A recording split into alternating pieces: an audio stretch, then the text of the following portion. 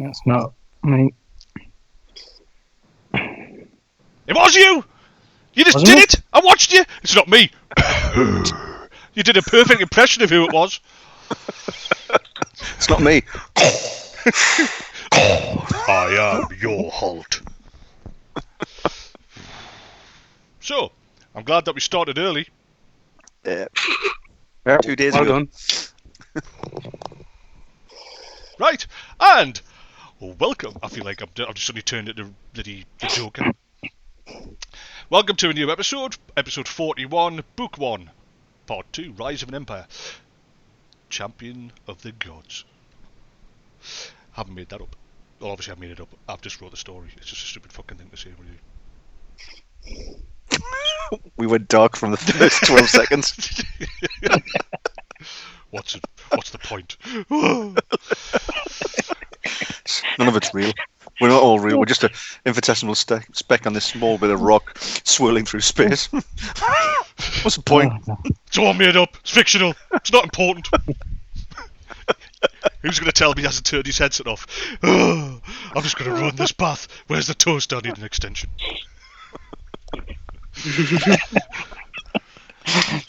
Can't get an extension. Damn. Gotta go to B&Q. I hate B&Q. It's not even open this time of night. Might as well watch Netflix. I'm all alone in the world. Don't even like my phone. And Alexa's a bitch. Welcome to Cortex Misery Moment. Brought to you by Cortex. Well, it was the Dark Ages. Are you feeling happy? We'll bring you down. Wow, that's so in depth. It's like he brings across that deep, despairing depression so well. And he's off camera. He's amazing. Right. I've forgotten what the hell I'm here for. I don't even know what that is. Get it off. Right. Yeah, I've totally forgotten. So I know we're here for the game. Who's GMing this week? Did anyone bring any character sheets? I've got some dice. Yeah, so as you can tell, we don't have a fifth member as promised, because we decided that we wanted to take full advantage of this week's session and join, get it going live very quickly so we could get ourselves to a perfect position to introduce his new character. And it is now 10 to 9. So, without further ado, yeah, so that was it, really. We put him back a week. Possibly two. Possibly two. And also, it's not Reaper anyway. Oh, right. Yeah, so we were going to introduce Reaper. No, we're not. What? Is that the big moment? Yeah. Who will it be? Even I don't know. I'll be happy as well to go, who are you? Yeah, Cortex takes on hacking with a smile. Yeah. Fucking hate Game of Thrones. Anyway. Only that season, and only a few episodes in it. Yeah. Yeah, it was disappointing. Come on, everyone, we're going to finish this by lunch. Come on. And then he gets there, and let's go to King's Landing. Right, we're there. I am glad that we got binned off from House of Dragon. The right. Oh, is this the pre-sequel? 27th No. So everything's been cancelled. So George R. Martin was cancelled first, which I thought was greatly amusing. And then the writers... You're cancelled. Yeah. So his series got binned. Then the writers lost theirs, and it was... What I really found it really funny was it got advertised, right, all over, your different social media going, House of Dragon, it's coming, yeah! And if you actually scrolled 2 more adverts, it went, House of Dragon cancelled. Bring you up just to let you down. Fantastic life lesson. I thought they're doing one. Didn't they just cancel something? There was 6 in the running. Oh wow! And, 6. Yeah, and George R. Martin's was slated as the one that was the furthest down the line, and he just got cancelled on there. And then the next one in line was the 2 writers from the previous, and they just got cancelled last week. So God knows what's going to happen. It's there. 6 ideas. One had actually gone really far down production, but no idea what's happening now. So yeah. I think George R. Martin shouldn't have went with that psychotic space thriller. Game of Thrones in space. No, mate. Yeah. Nah. And it turns out they're actually all in a game, and then they come down in it, and there isn't only one. In fact, they've escaped from a different planet. Like, what? Yeah. What? So what we need, and this is from you guys as well, is they need to go with a new writer, production staff, advisors, and a whole new fantasy series. And there's this company coming up that's done some fantastic stuff called the Cortex Group. They write some fantastic stuff, and it's a good production company with people with some verbal skills, others with staring skills. We've even got a Darth Vader impersonator, and one of them now and then likes to be the Legion. Full cast of characters. Yeah, that's just in their private lives. I think Ivan just sort of reads the internet, but he's got it underneath his camera because I watched his eyes go backwards and forwards. There, and I'm like, "You just brought up Google, haven't you?" And he's like, "Is Kane talking shit?" I wonder what's happening to the Albanian. You clearly were, weren't you? House of Dragons cancelled. Is it now? Are you looking at us? Yes. You watch his eyes. Steam. You'll be like, actually, and because I'm looking at you, and I haven't just Googled this at all. What you'll find is George R. Martin was said to be cancelled, but he wasn't really. Not that he speaks like that anyway. I watched your eyes scanning. I've got Red him on Dead WhatsApp, Redemption's coming out soon. Or it has been released, but I was saying when it was coming out on Steam, but they haven't even got it out listed. So Nah, it came out Red Dead Redemption, didn't that come out? Didn't we play that last year? on Xbox, but they've bought it yeah, out on PC. but the PC version. Oh, right, that'll really run on my old computer. Nope, no one. Yeah, right. So, Champion of the Gods, episode 41. What happened last week? No idea. That's Like everyone's like, "Oh, we really look forward to your introduction, Kane." When we go, "Oh, that's right, yeah, that's right. I remember that." Yeah. Oh, yeah. oh, this isn't the one with the laser guns. Yeah. Okay, so right. Well, it started off with a battle in Ustad Drago's old chambers, or it finished the battle there. We saw Karadak pull the hapless Dowie from the clutches of almost imminent death. To which I would just like to point out, the Dowie didn't even say thanks, or even recognise that he was dinner. No, not even a moment. Of at that moment where he turns around and goes, "I will owe you forever," like a Wookiee or a Klingon or something like that, a life debt or nothing like that. Just wandered off. Then, Just Wednesday. Grim's great. Grim clearly doesn't even know that anything happened. He probably still thinks he's drinking and eating a shank of meat. So at that point, Ulmakor went down a tunnel. I went literally down the rabbit hole. Yep. And then Alfgeir and Co went round the corner, at which point Earfirth turned up and went, "What you doing?" And, Alfgeir went, "Come here," and took him to this rabbit hole and went, "Look at that." And he went, "Why are you all staring at a rabbit hole?" And he went, "Well, Ulmakor's down there." And he said, "Why is Ulmakor down a rabbit hole?" At which point Alfgeir stuck his head down. He stuck his head down the hole and went, "Hello?" And then popped back up and went, "Have you seen the big slobbering monster that's eating people?" Earfirth at that point went, "I've had enough of this." Walked off, and Alfgeir shouting after him, No, it's real! You're not seeing it! And then Ulmakor's hands came out the rabbit hole and went, "I give them to the dwarf." The dwarf partly pulled him out, leaving him like a whale, or a seal, and then wandered off.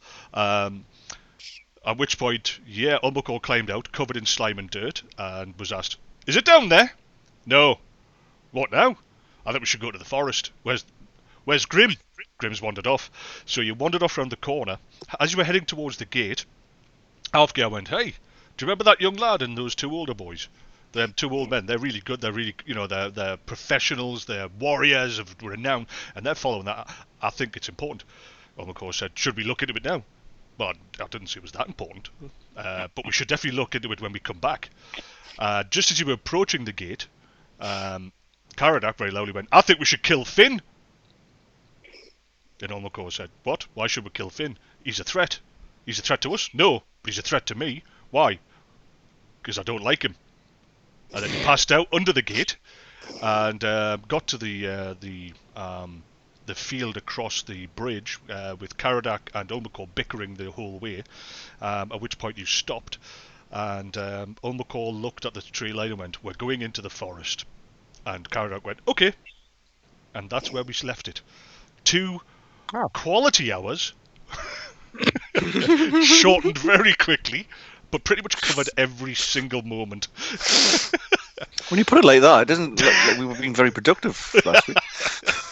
Just very argumentative. I remember I remember it being really good. Well, it was very good because I think it was an excerpt from the future Guy Ritchie movie. What you doing here? Look at that. It's a rabbit hole. Ulmakor's down there. Why is Ulmakor down a rabbit hole? Well, have you seen the big slobbery monster that's eating people? I've fallen for that one before. I'm not looking. Come and have a look at me big slobbering monster. I'm not doing it again. Nah. And of course, unfortunately, missed as the son of Tal's arms came out the hole and went, carry. Yeah, so that's pretty much what happened. So you, yeah, so oh, you're about a few seconds behind. Ivan left us for a moment, as he likes to do. It's some intensive reading to do on Google. Yeah. It was Steam. George R. Martin's been cancelled from Steam as well. So, serious face, everyone.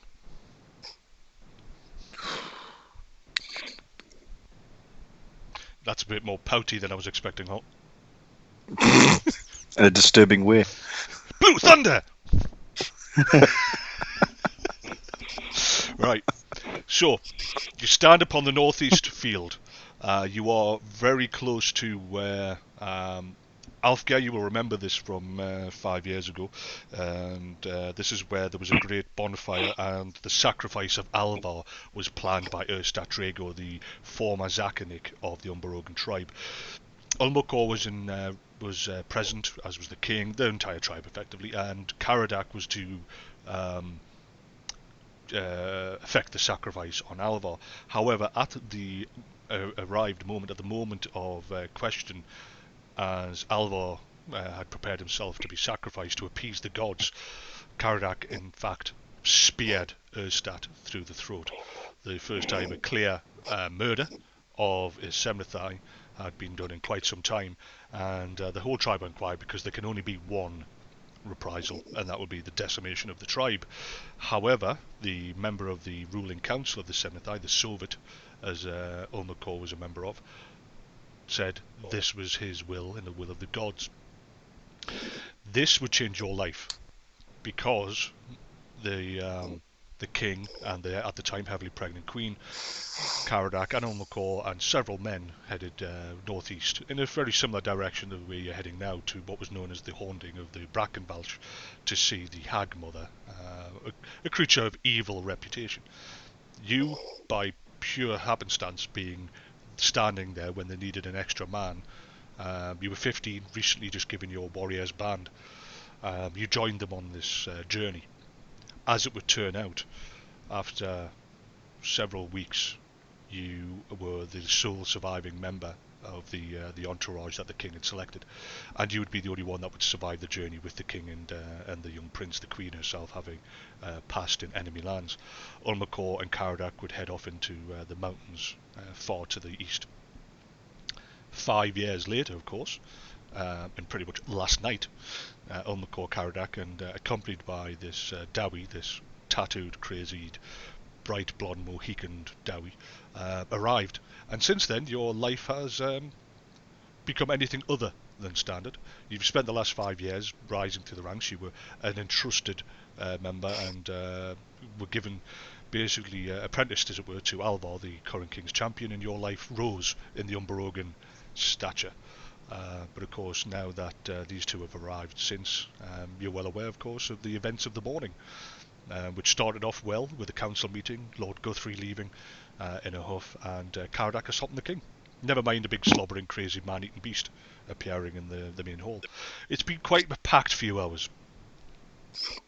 The Great Forest itself is, even this close, is known to be a dark place. When timber is needed, it is under heavy guard.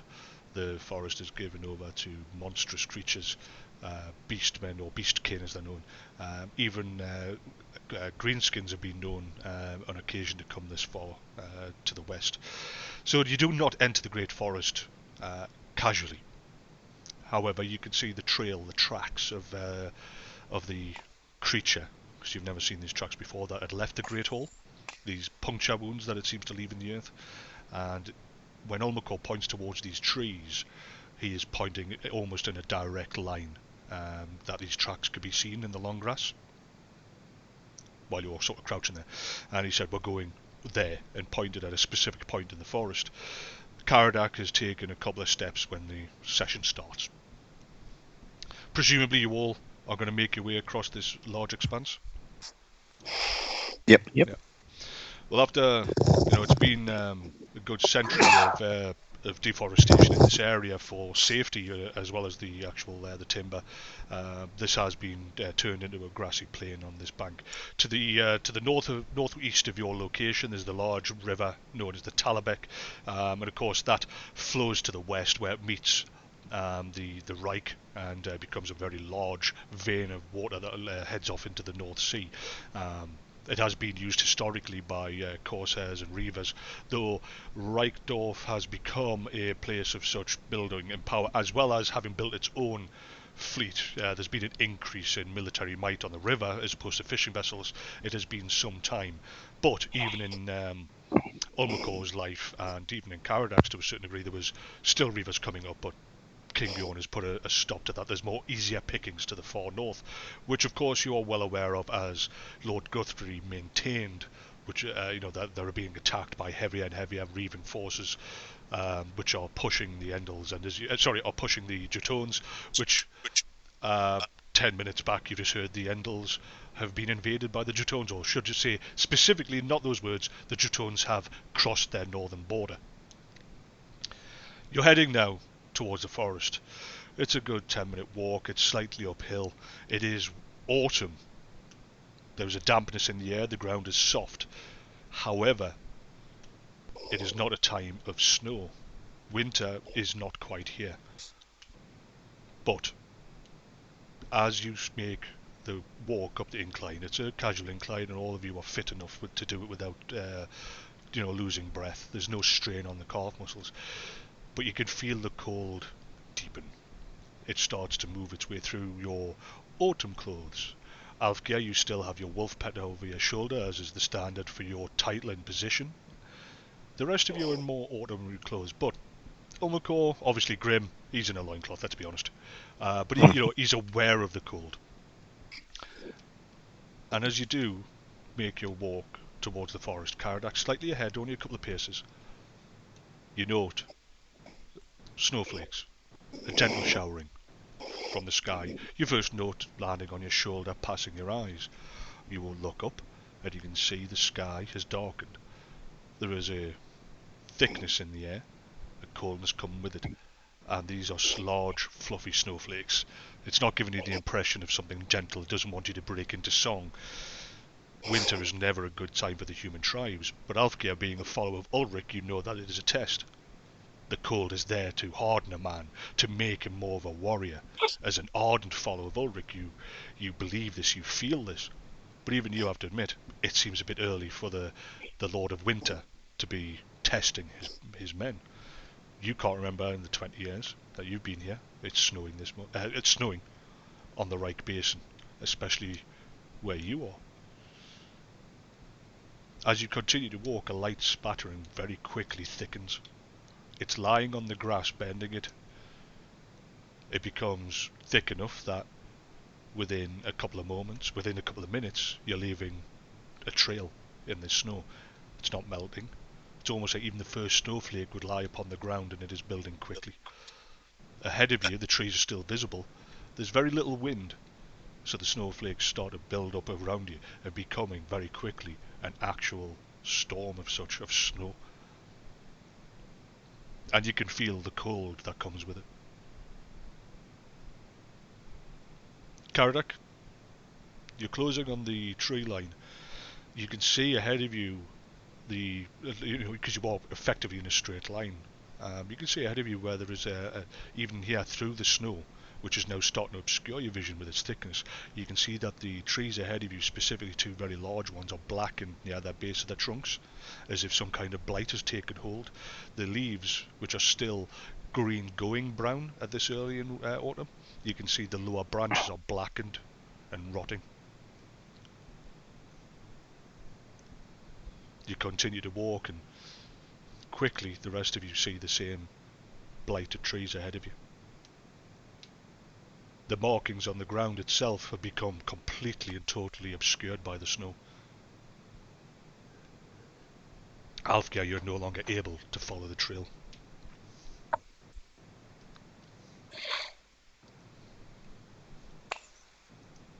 What now?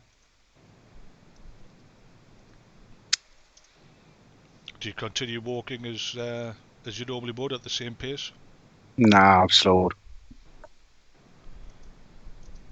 Obviously, Ulmakor and Grim, you recognise that Alfgeir is slowing. He is the man that lives in this area his entire life. Ulmakor continues. Grim? I follow them too. As you slow down, you're not sure that they actually did notice you, to be fair. But you also know that none of them actually responded to your what now.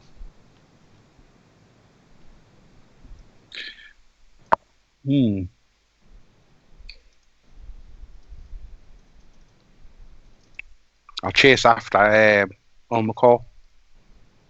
Okay.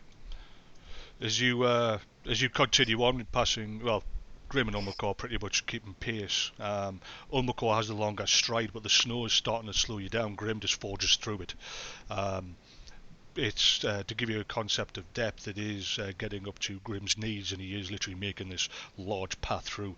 Alfgeir, obviously, is a man that knows how snow's working.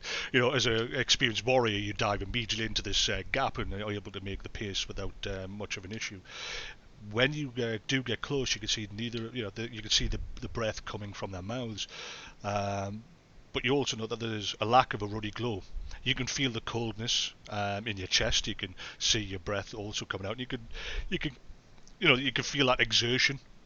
It's not a problem. You're just aware of it. You know, as your body increases the adrenaline in your body, everything's sort of kicking into the next gear. These guys seem to be completely immune to it as you catch up with Ulmakor. Karadak, strange enough, Ulmakor, you also notice, is actually moving ahead of you.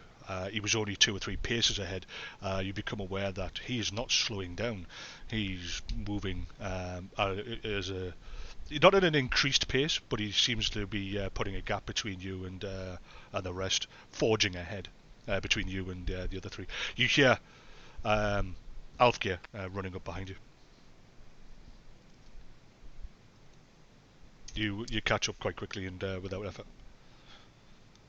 What's going on? Is it a trap?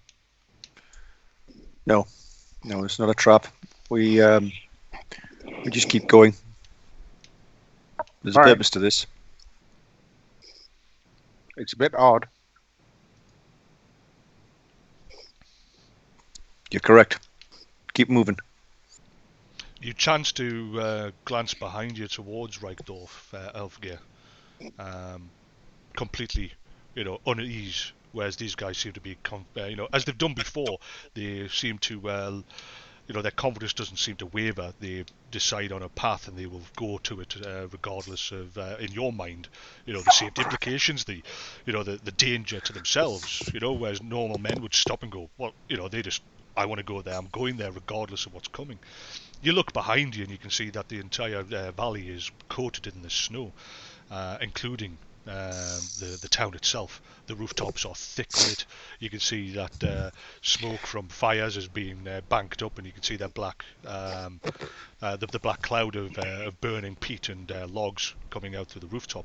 But as far as you can see, the snow is a thick blanket across the entire town, where only moments before it was the dampness of autumn.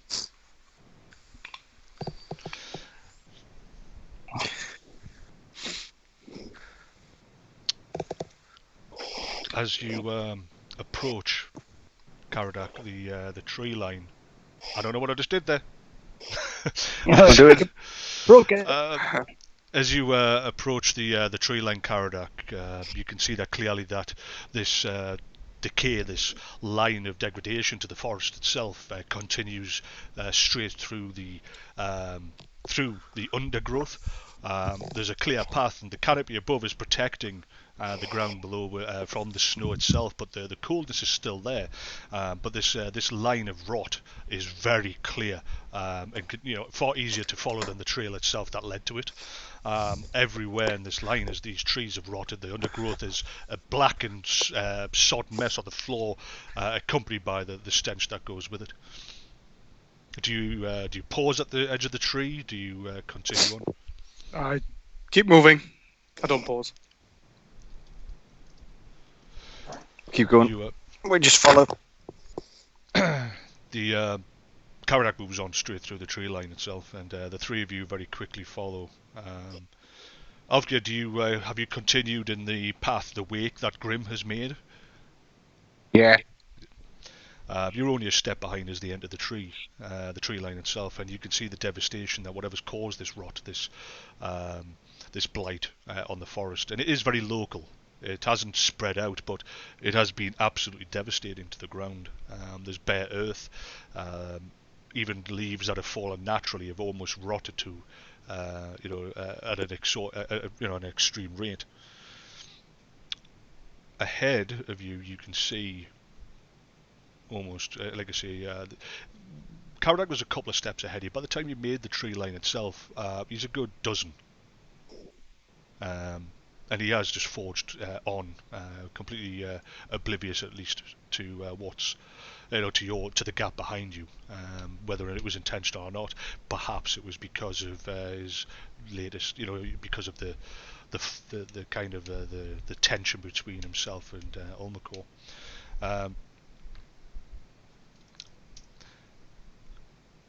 There is a glow ahead. It's not necessarily a subtle glow per se, but you know that the gloom of the canopy, the whiteness of the forest of the tree line behind, and the thick snowstorm that's hit suddenly and unexpectedly with such speed, has highlighted this glow.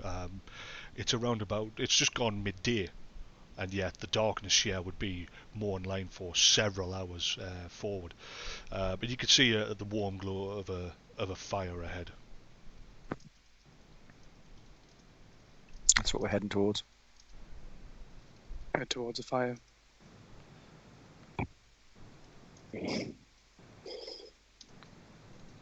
The trail itself, like I say, is completely easy and especially highlighted by this fire. Karadak's back is highlighted by this, and you can hear the popping of a large of logs, that sort of thing.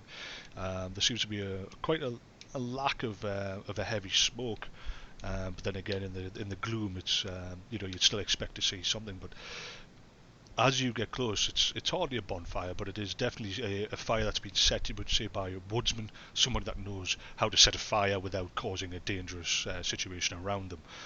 Somebody that would set a fire in a cold environment. This is not for light, this is a warmth-giving fire. Karadak, you can see that the fire has, there's somebody there are people there. I see 3 shadows up ahead by the fire. We've caught up to him. Has he stopped? Because he was about 12 paces ahead. Karadak? I'll pause when I notice the 3 shadows. I'll pause, Okay. wait for them to catch up, and I'll say that. Right. 3. I anticipated 2. Be on your wits. But let's make our way towards the fire. 3 people. 1 large, wide, another tall. Yes. 3rd. Can you describe the 3rd? Normal in size, slim. Okay. Well, let's head on towards the fire because it's a bit cold, and we might as well avail ourselves of its warmth. Move on ahead. You continue the very short. Well, not very short. You continue to close the gap between yourself and the fire. Those of you that are capable see these large silhouettes. Alfgeir, you can see it, but it's a little bit more subdued for yourself. You're not going to see the sort of detail, but what you can see is a tall. Well, clearly they're sitting, but even sitting, you can see two of them are specifically of a certain shape and size. The other, by definition of not being, seems small in stature. One is tall. You can see he's under a heavy cloak, and he seems to be possibly a forester, a hunter, as he has a stag's head cloak like covering down his back. The other is monstrously broad, huge across the shoulder, wild hair and beard. When I say abnormally huge around the shoulder and chest, you've never seen a man this big. He is massively proportioned. Instead of just being a large man like you have met, like a Thuringian, this man is just a huge big slab, it seems, of muscle. Each breath out is a bellow of steam. And because of these, one tall, one ridiculously large, you see this third man, and he's sitting, looks to be about average height, quite slim, and he sits between them. He's the one that's facing you, the large, heavy-set man. You are approaching from his left side. The taller man, you are approaching from your right.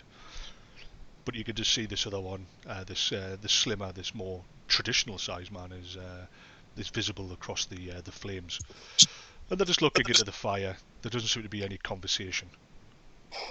Just the sound of the cracking of a log as the moisture pops from the heat. And then, as if one extra step was enough, the taller of the men, the man with the stag head covering, looks directly in your direction. Be quick about it.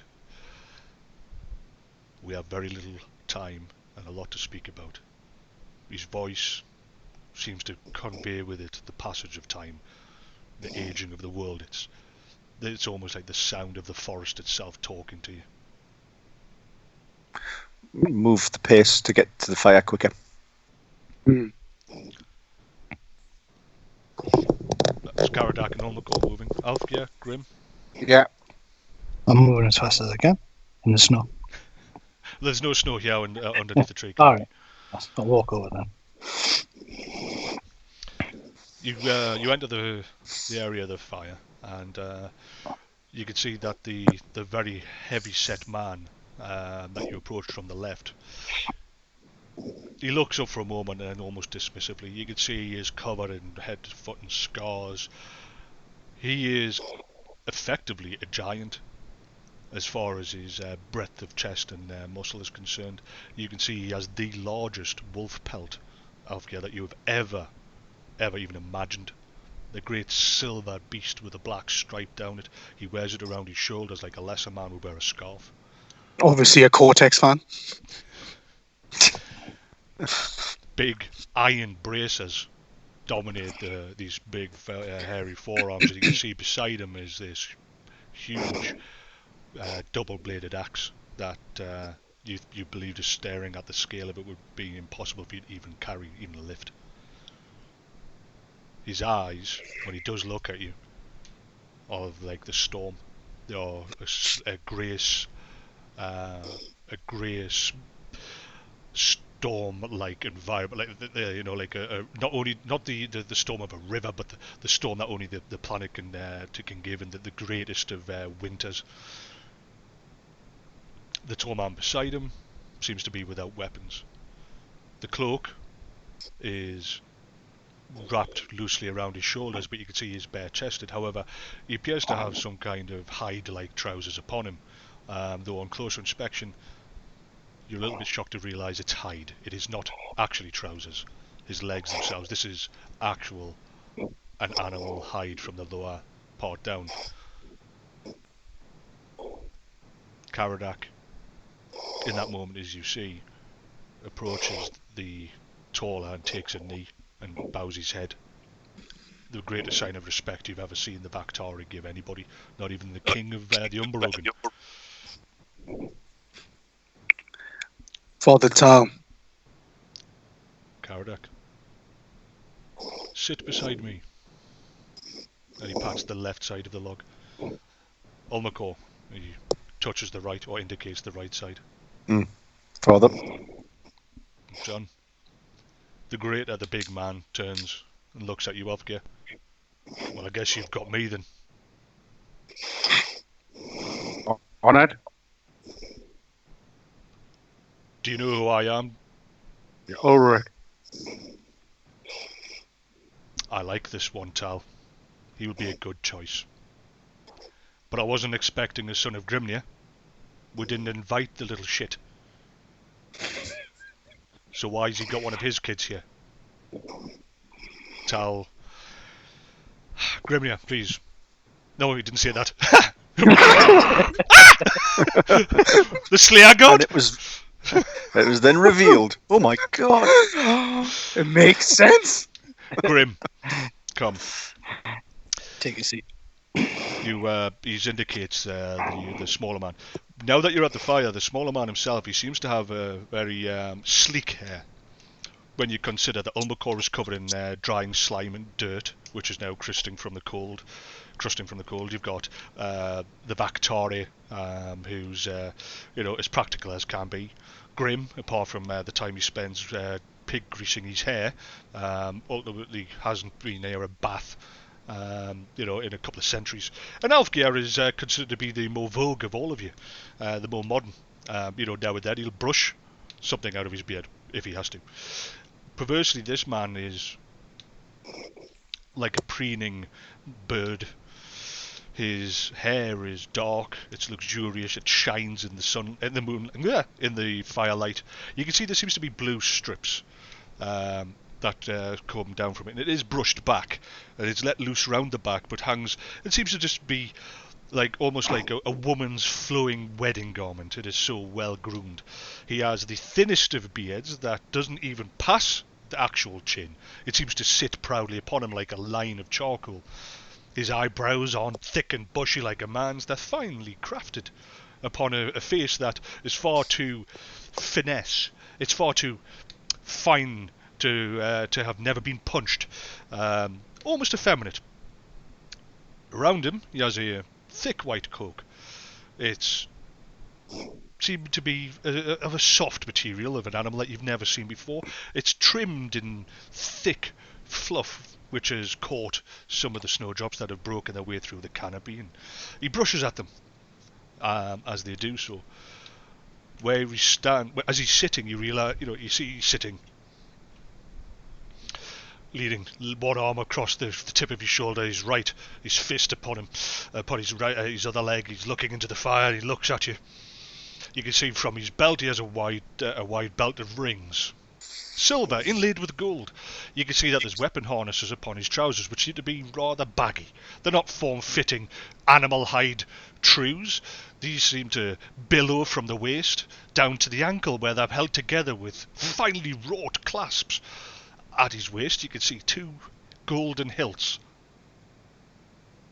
and some form of white material for the actual grip of these swords, which seem to be placed such a way that they flow perfectly from his thighs. You can see that the broad blades are curved with a slightly tipped edge of a dual blade there. He's sitting at this, and Tal goes, "May I introduce you before we go any further? Ulmakor, Karadak, Grim, Ulfgeir. This is, you may call me Zacharias Elisar, and a pleasure to meet you. You are Ulmakor, son of Tal. I have heard so much about you, and I am eager to be in your company." He steps up, puts his hand out towards you, and you see your perfectly manicured nails, not bitten, not chafed, no dirt. All right. put my hand and shake his hand with my dirty slime-coloured hand. As you do that, he manages to just turn his hand at the last moment, and you take a hold of his fingers, and he goes. You can feel a soft, oiled, no calluses there. He takes his hand back. Of course, you'll have heard of me. We've been travelling for these last 5 years, so unfortunately, I may have missed news of your coming. And for that, we can only apologise. Well, where have you been travelling? My name is known and feared and wanted. Men want to be me. Women want to love me. Where have you been that they have not heard my name so that I may travel there and make them aware of me? We won't accept you. I have one question, Ulmakor, and you must prepare yourself for it. The answer must come from the heart. If you pause, I shall know it is a lie, and your reputation precedes you. A man of truth, of backbone. Are you ready for this question, Ulmakor? Believe so. And the question is, and he points directly at Grim, what the hell is that? Can I ride it? Is it a small horse, perhaps? Does it bite? Our good friend Grim is someone that has been a stalwart. This is the reason why we have not heard of your name for the last 5 years, because we've been travelling. It scares women. In the Have you met a Dowie before? A what? A Dowie? Dowie. You made it up. Clearly not. Clearly not. This is Grim. It's very grim. Grim is a feared warrior of the Dowie. Ferocious. Likes being stroked. Does he now? What about sugar cubes? Absolutely. They're nice. It said something. What did it say? By the way, I'm looking towards father. This gentleman is to help us in what way? He is required, and I will apologise. I wish I could have done so in advance. He is his father's son, and he is going to be needed for you to be able to complete your task. As you wish. Let it be known, Grim, that your father requires this.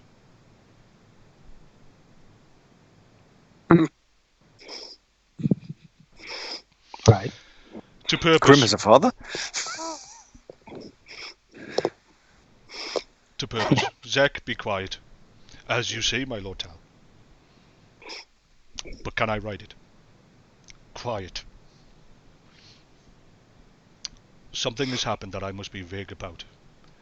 Ulmakor and Karadak, as you are well aware, you are tasked upon this journey to bring the tribes of man together, because there was foreseen a greenskin horde that will travel from the Broken Lands. It shall come through the mountains to the southeast, and it shall fall upon the tribes of man. It was because of this that the Seventh Eye power had to be broken, and that the tribes united under one cause. That is still going to happen. That is still the threat to man, but it is some years off. However, something else has happened that I cannot speak directly of, for fear that what you will be tasked with will be overheard, and agents will be sent to stop you, and you must be successful in this endeavour. You will get further details and more information of this journey, which is why Zecharias is here, and you will get that from the town itself. But it had to be said with such import, which is why I have arrived, which is why my brother is here, so that Alfgeir understands that he is also tasked with this. He has been chosen by Ulrich. That is not to say that you will break the laws of this land and cause an enemy amongst the king and his people. a issue that I have become aware of since I've waited here, and one that you must rectify.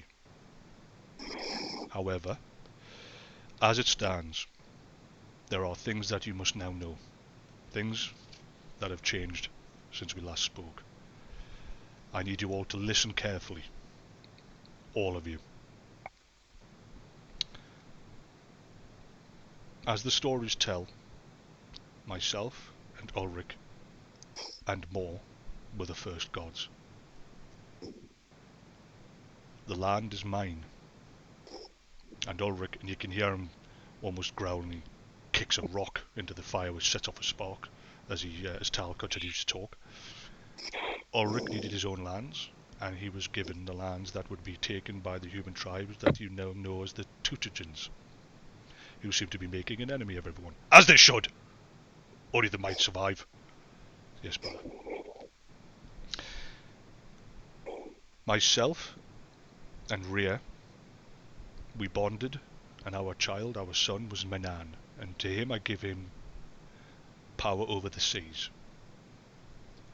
To the south, Morr married Verena, and through them, they will have children. Mimidia will be named soon. Shalia has been born but is in weakened state. The Asir are at war. We have already lost one of our number. We have no idea where she has gone, and she is shielded from us. I was not alone of the gods to put an aspect of myself upon this earth, for we cannot dare take direct approach and war upon the surface, because we will crack this fragile world. Shalia,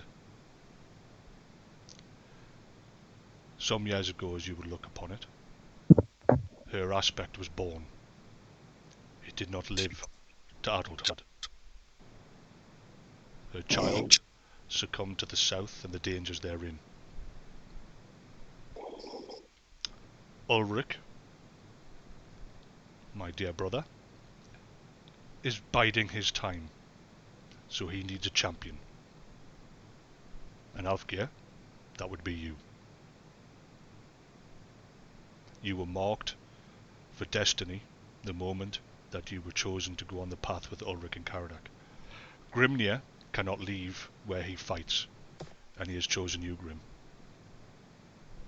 You are close to his heart, and he is interested to see your journey, and he will welcome you at the gate himself when it is your time. Obviously, Ulmakor, you are the first, and you are going to have to travel to the northeast. From there, you will seek out a place known as the Black Garden. There is something within it that must be released. I cannot give more details of that, but Sekia will take you to a place where you can find out more.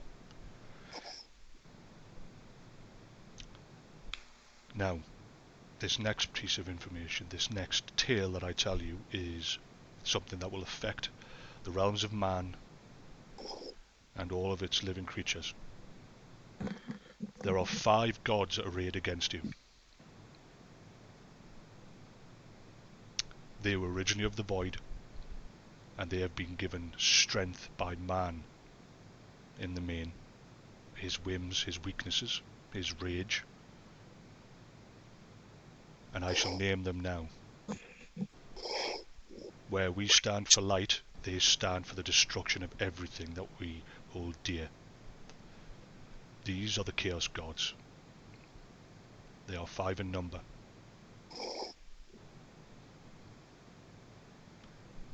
Their martial arm, their combat, is through Khorne. He is their dark god of bloodlust and bloodthirst.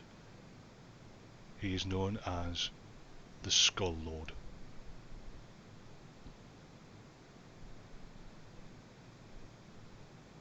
He represents the rage of all things living, the uncontrolled destruction that not only man but all creatures in creation can succumb to. He will rise in power, and he shall be the first threat after the Greenskin Horde. There is Nurgle, known as Father Time. He is the rot, not only in man's souls, but the blight upon the ground. The Father of Time, he will be worshipped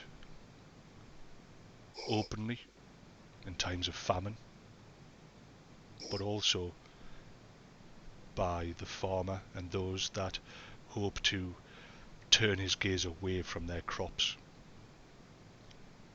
So even through thoughtlessness he will rise in power. Anything that lives and dies will rot. Nurgle is a threat, but not a present one.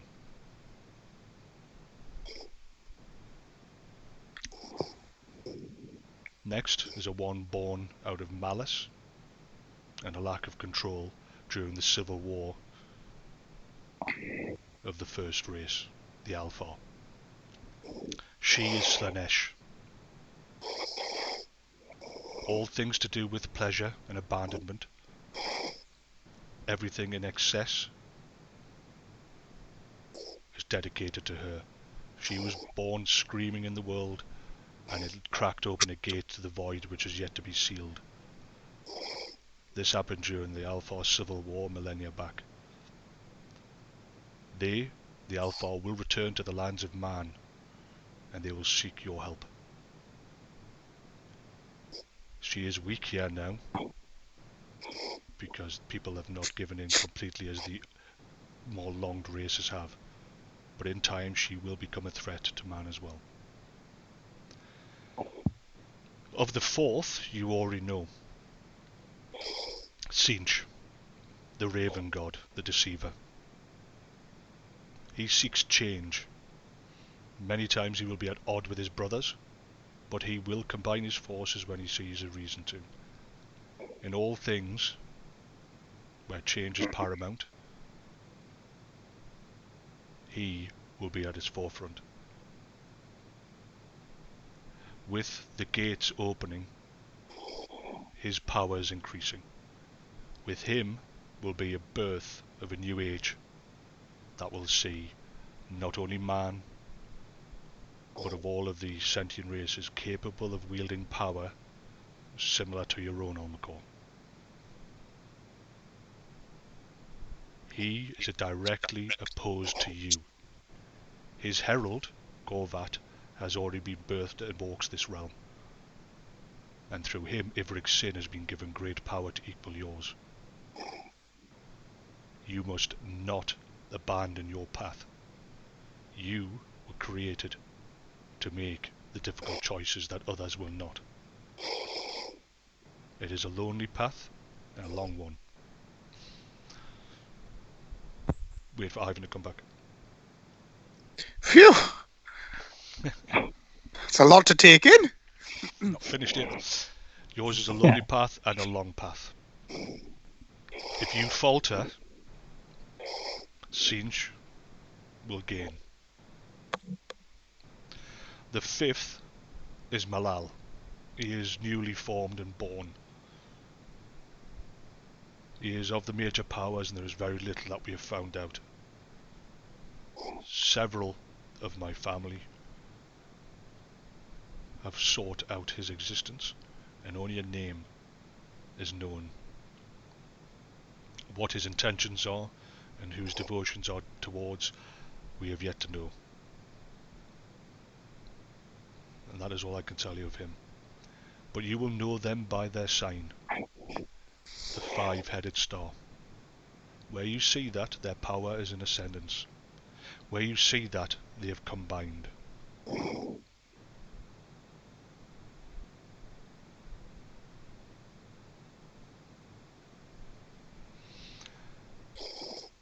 They have birthed their own aspects. They are called the Heralds. Gorvat, you know, is Sinch's. We do not know the name of their others. Only Sinch is directly opposed to you and will come for you. Or his agents will. Even now they will amass and will look towards thwarting you. Look out for their sign, the sign of the bird, the crow. These are not to be trifled with. Major gods they are all, but they are not the only ones. Like the gods of light, there are many other gods. We have many levels. Of the greater gods I speak. All are born of the raw emotions of the living. Their power will rise and wane with what people know of them.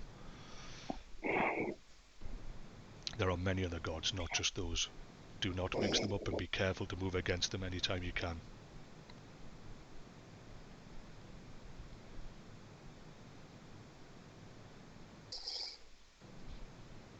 Would you like to ask me anything?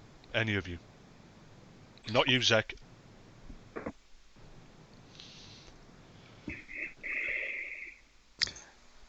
Can we go against them directly? These heralds, or are we to frustrate? We can. They are powerful creatures. They are aspects like yourself, and they are granted powers that will rival your own. These are not the Semnithai that you know. These are far greater. They are born of the essence of each of their masters. The remaining Semnithai that were taken over by Ivrickson and his perverted ceremonies, are they working directly for Sinch, or do they also serve the other? Only Sinch. They answer to Ivrickson, who has been given prominence amongst the mortals, or the demi-mortals as they are. But they are not heralds.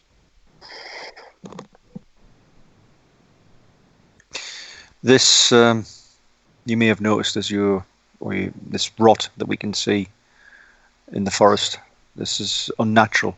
Is this evidence of something that's in the forest? Have they passed this way? Is this something to do with them? The creature that you speak of, this is Ulrich, has passed to the northeast. Is this the creature that was in Bjorn's castle? That is, my son. It fled this way before we arrived. We have trailed it to make sure that it is passing on and will move forward. It is no longer a direct threat to yourself.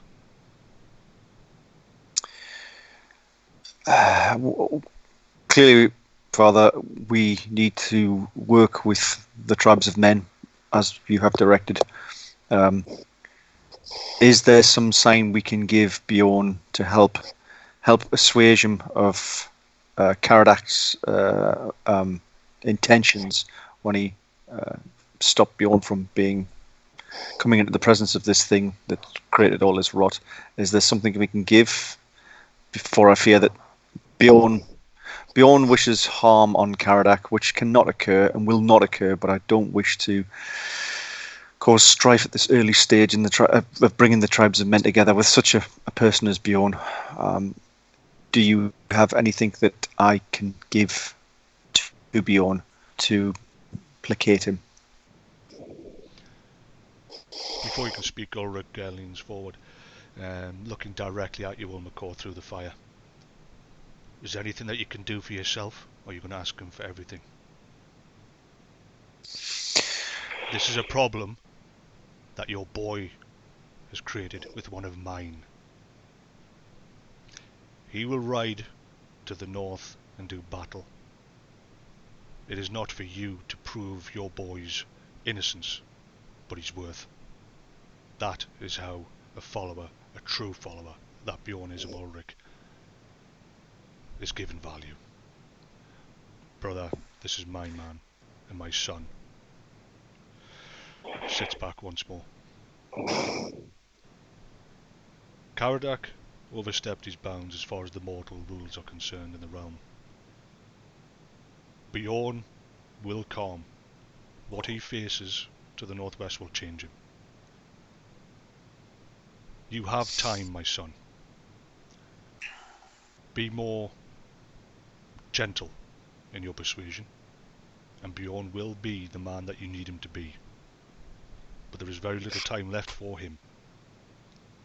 His son will rise in the next decade, and he will control the lands around. Caradoc, befriend the boy. Train him in your ways before they are forgotten. Ulmakor, continue your training of Earforth. Bjorn will come round. My concern is that, and Ulrich, you can tell me otherwise, Bjorn is not against you. Instead of proving that Caradoc has been doing the best for him, find out what is clouding the king's mind. Because I can see a shadow, but there's a shadow over the town and the unbroken tribe that was not there before, and it is hidden from us. What is causing it? Have you As you wish. seen evidence? Is there something that you can tell me that I may be able to help you with? Bear in mind that we have not been sitting here watching you. We have been busy, my son. What is there? Is there something that you could tell me that I can give you guidance on? This creature is obviously that you've seen tracks of.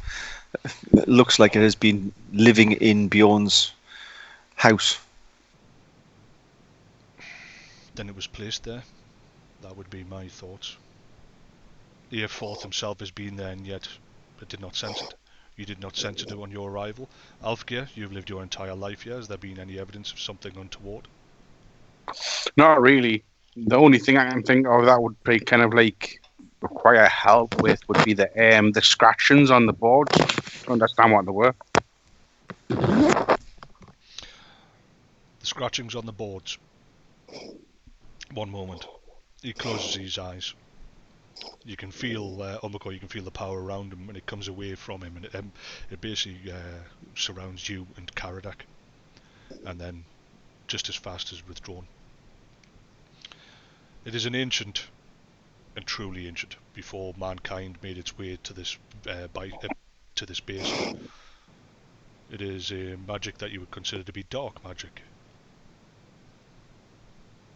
It is the workings of a god long thought slain, known as Zuvison, and his brother Nekoa. Dark gods before the rise of chaos. Why it was done, I cannot tell you, but the words that I saw in your minds are an ancient ritual that would turn those that looked upon it away. Therefore, from what I could see of your memory, it was pointed inwards. The creature was held there waiting for it to be released. What we have tracked to the forest was not part of it. What we have tracked to the forest was once mortal, but it has been given form. They are separate entities. What was inside that room and being held there has been placed there, was placed there, and it was born of, well, a reason to, if we remember Zuvison and Nokoa, it was there to disrupt you. It was there to make sure that Bjorn's plans, perhaps, or your plans, even my plans, were disrupted. Zuvison is directly against all of the other dark gods. Zuvison stood for, in a different meaning of the word, chaos in itself. The undoing, for the sake of it. Nekoa, his brother, he stood against religion and the worship. As a result, he had a very small following, as you can imagine, where he stands for the actual lack of worship. So, together, they were saw discord. They would unravel plans. That could be the shadow that sits around the town. They are minor gods at best. But with real effect, my lord. Yes, Ulmakor, they will definitely have an effect. They will not be a direct threat to you. Their following will be so low that I honestly thought they were dead. Ulrich?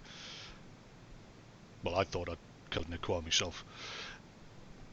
They will affect those with souls around them, but it is minor. They will not be a direct threat to you. And, though it galls me to say it, they could be an ally.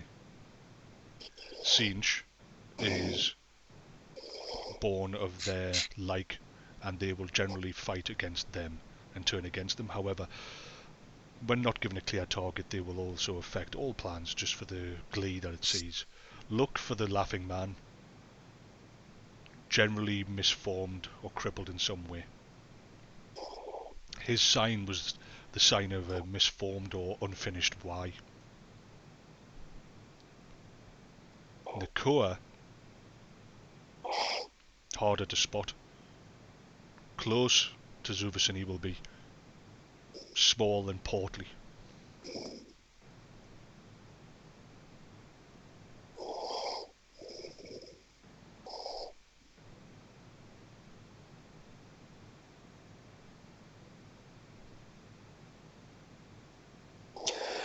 When do we have to travel to the northeast?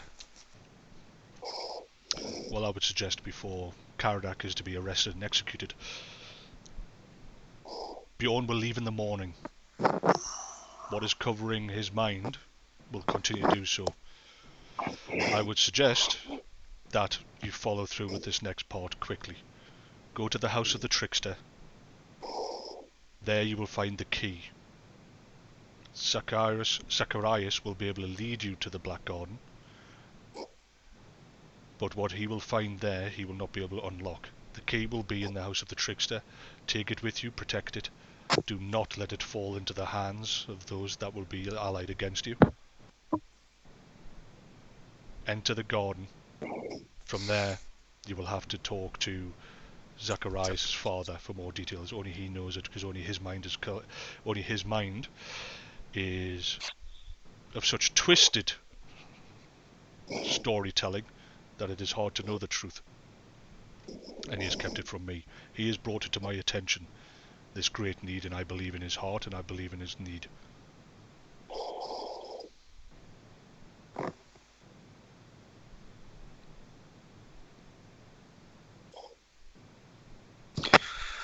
Does the name Eltharion mean anything to anyone?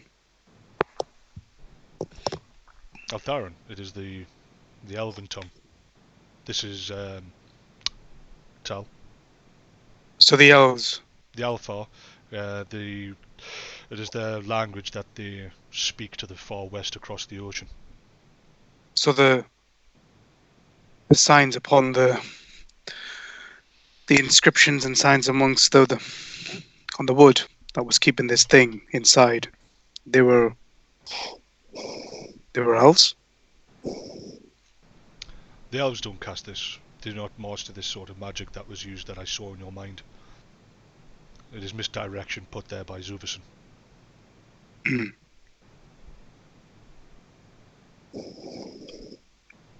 I saw what you saw, Karadak. I also dream. Can you see what's inside my mind? It troubles me. Are you concerned to speak freely? I am concerned. I don't believe I'm concerned. I just dream things. You are concerned about your feelings and how they are changing and how they're being affected by outside influences. Perhaps. Do not be. It is all foreseen. It is all needed and required.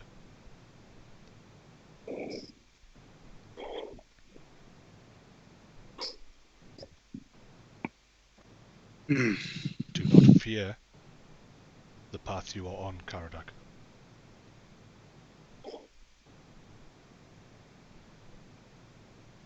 Again, Ulrich this time gets your attention as he stands up. I don't know why you bother with this. You're far too soft. This should be challenged, and through blood, the champion shall rise, not chosen in such a fashion. Alfgeir, do not embarrass me. Stand tall. Do not shy away. Meet threat and enemy straight on. Tip of your spear or with better off an axe. Face the cold and champion. I am speaking, and unlike Tal, I do not tolerate interruptions. Speak again, and he will have to choose someone else for your place. Brother, he is protected by me and he is needed. Really? And you can't choose another? No. Then understand this. The Umberogans are mine. A slight against them is a slight against me. I have given you access to them because my brother has asked. Through them, I will choose a champion. Now, brother, we have been away too long. The gate will not defend itself and Gremna needs us. He's already stood. He seems to stand at his full height. His majesty, his width seems to block out what is little left of the sun breaking through the canopy. You can't help but feel the raw rage, the insurmountable death that would happen and come from him. He turns and steps over the log. Alfgeir, I look on you now, and I will not tolerate failure. You will birth a line that will be felt throughout the ages. Be strong, be true, and I will keep an eye on you. Sounds easy. He seems to lean down on his, as if he's putting his hands on the earth, and in that moment, faster than the eye can see, he changes into a wolf, a monstrous white wolf the size of an 18 hands of a horse. His eyes seem to be that of glowing yellow coals, as if the fire of the earth is within him. He looks once more at Alfgeir, then around the fire, and then turns and lopes off silently, not a twig rustling as his huge body flits through the trees heading north. I apologize for my brother. It is his way, and it is the way of his people. Karadak, you were going to speak. I was just merely going to say I recall the first time I had the pleasure of meeting you, Lord Tal, and I thought I was going to be his champion. Ulrich's champion or mine? His. You would have been. But fate, an agreement between me and my brother has changed your life. You were... He looks up at Ulmakor. He doesn't know, does he? No. You were Umberogan.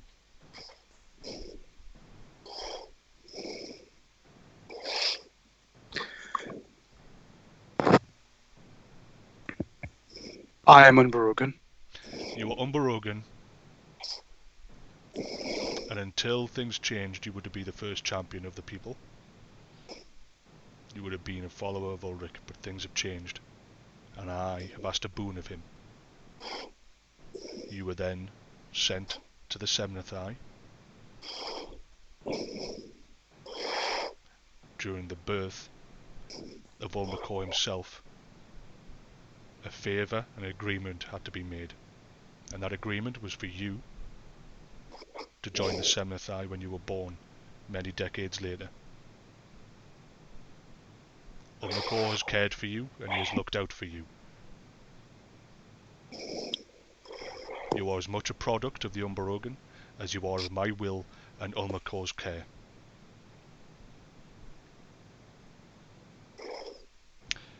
Your journey is also a journey of power, and you are needed. All of you are. Never forget the importance you have to the future of all of your people.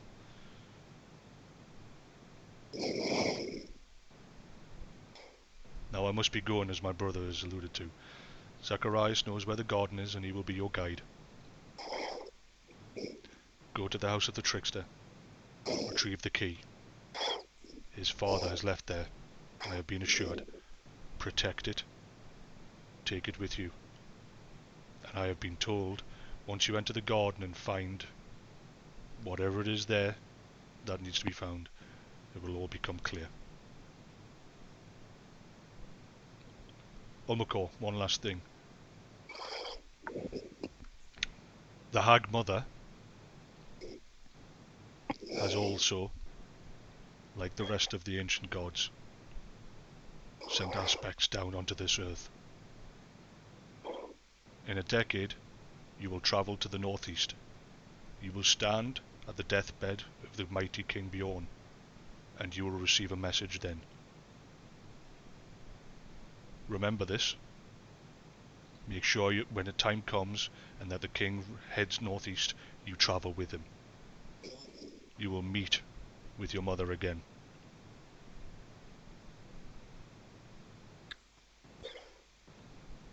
Yes, my lord. He stands. I do not know if I will see you again, son, but I surely hope so. Remember that again, you were created for one purpose. To make the decisions others cannot. There's a reason that you were Semnathai, and that you were brought up the way you were. That was a choice. Steel your heart and soul, and continue to make the decisions others are unable to do.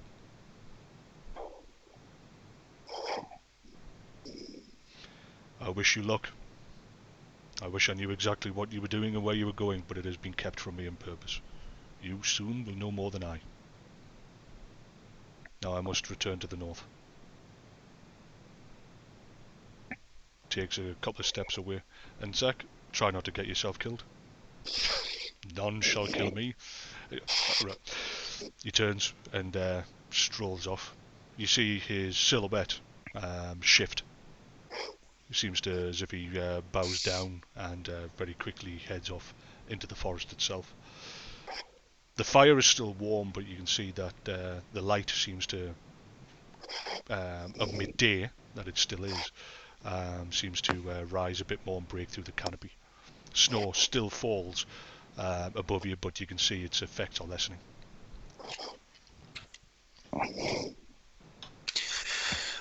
Zach, how long do we have to travel to get to this garden? How long will it take us, or how long do we have till what? I don't know How where long we're will it going take? yet. How long will it take to get there? Well, brother, it shall take us a month. At your pet's pace, I would have thought. If we have horses, 2 weeks.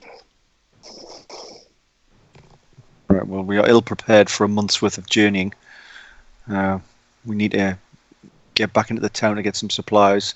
Maybe it's even is this capable of being done via horse all the way? Oh, not all the way by means. We shall be going to the land where the dead rest. No, where the where the dead rest uneasily. Church? What did it say? Did it growl at me? I think he likes you. Yeah. Does it? I think you found a friend. Yeah, He should be my absolutely. friend. I shall I think travel with him. It is your pet. Can I ride him? You can. I would ask first. Right, enough of this frivolity. I think we need to get back to town. Supplies. We shall go see travel. my father. Your father? Where's your father? In town? Yes. He will be at the place where the light of life is its brightest, where fornication is the way forward and wine is drank freely. My Going house. to Cardax. I was going to say, that's yours, isn't it, Cardax? Your place. Then to Caradax. That is where the key is. So is Caradoc the trickster then? Caradoc, are you a trickster? He's far too ugly, and he smells terribly. No, it's not him. Oh, too much. Scared the hell out of Ivan. Yeah. He's ugly. Ah! It's hurt.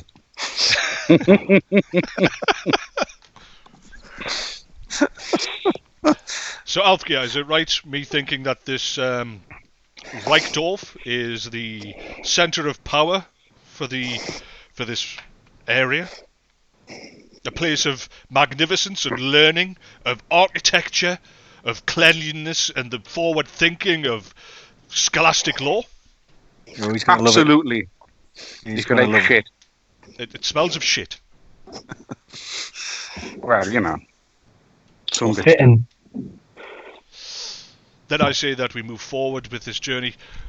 We return to this glorious Reichdorf, and from there onwards. Yeah, I agree. Let's get a move on. Time is of the essence. Caradoc needs to be in and out of this town as quick as we can. Agreed. So, lead the way to my home. Back to you. As you step out of the forest itself after the short distance, you know that the snow is starting to melt, turning into that sort of grey slurry as the natural heat of the earth starts to, and the day, even though it is the beginning of autumn, there is still a warmth in the air, and the snow is rapidly healing, giving further credence to the fact that it was the presence of Ulrich that produced it. However, you cannot. You note that he cannot hide the look of disgust on Zacharias' face, at his clothing becoming damp in the tall grass and clinging to his legs as he walks. Upon leaving the tree line, of course, he looks upon Reichdorf and pauses for a moment. Alfgeir?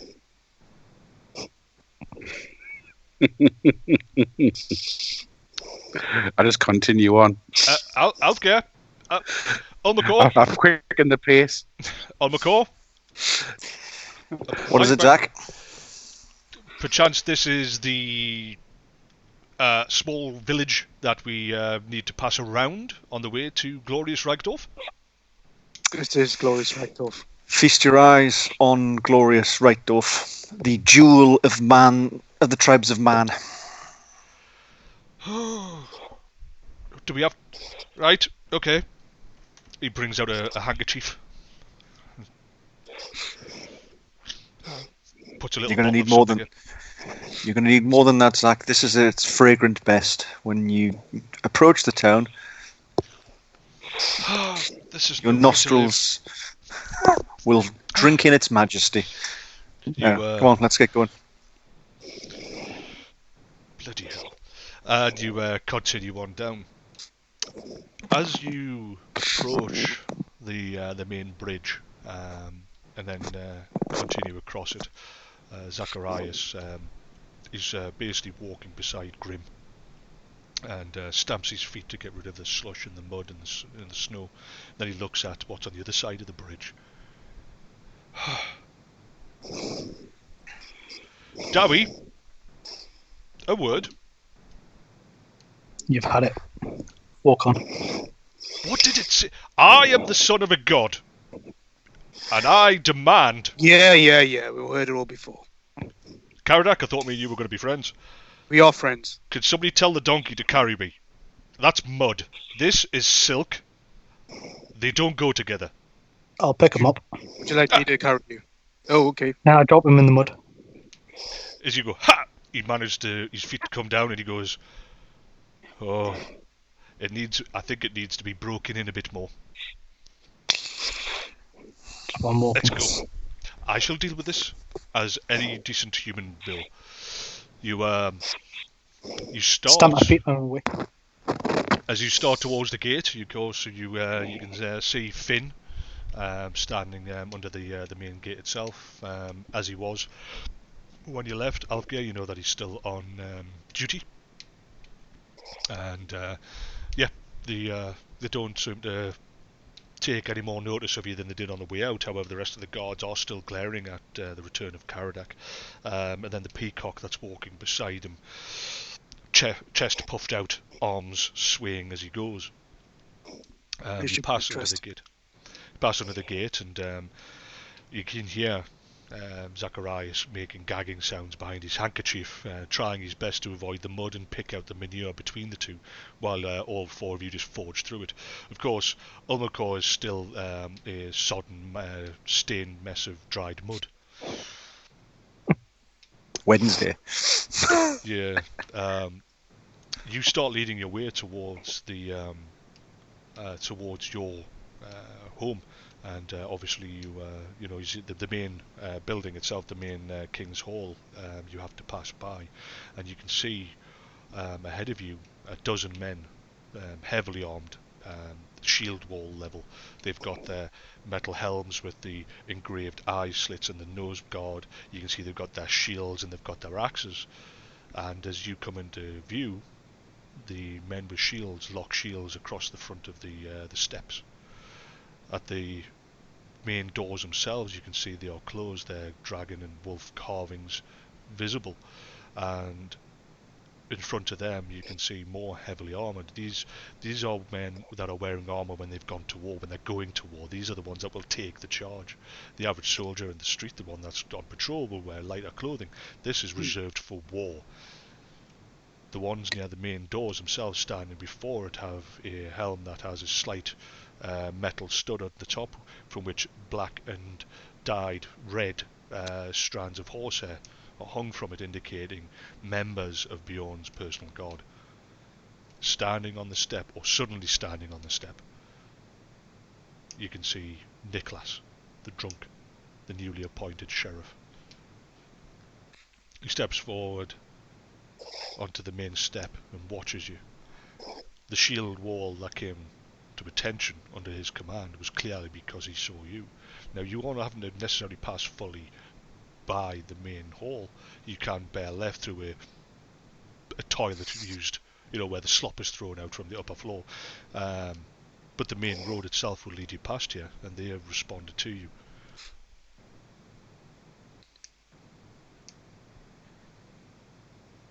So we can't travel around on the road. You can continue straight past them. They're obviously offers in the main building, but they are all eyes are watching you. Just keep going. Keep going. Keep walking. Alfgeir! Mm-hmm. Calls out the sheriff. My Lord Bjorn orders, as you summoned to the council of the envoys. You can see that the man is obviously a few cups in already. What do you like? It's the sheriff. He's the guy with he wears like a leather cap. He's got a couple of teeth missing.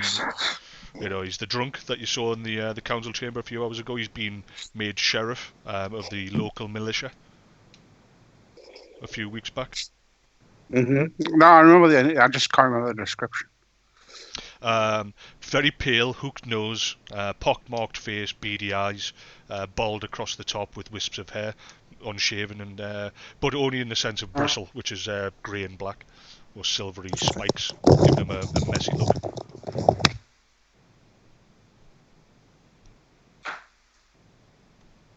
Ulmakor build. Nope, I'm not dealing with drunk sheriffs. Summon a storm. I'll head into the meeting then, I guess. Oh, we'll just wait for Ulmakor. Nah. So as a group, you're heading past. Basically, at this point, Zacharias is too busy sort of making sure he doesn't step in feces.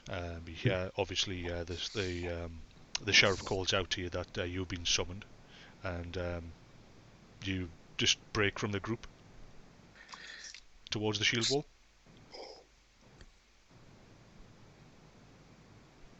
Yes. Okay. Do the rest of you continue? Do you pause? You clearly heard what was said. You've been summoned to a council meeting of the envoys. I have, or he has? He has. Because I thought it was yeah. Alfgeir, we will meet you at the place that we're heading to. Yeah.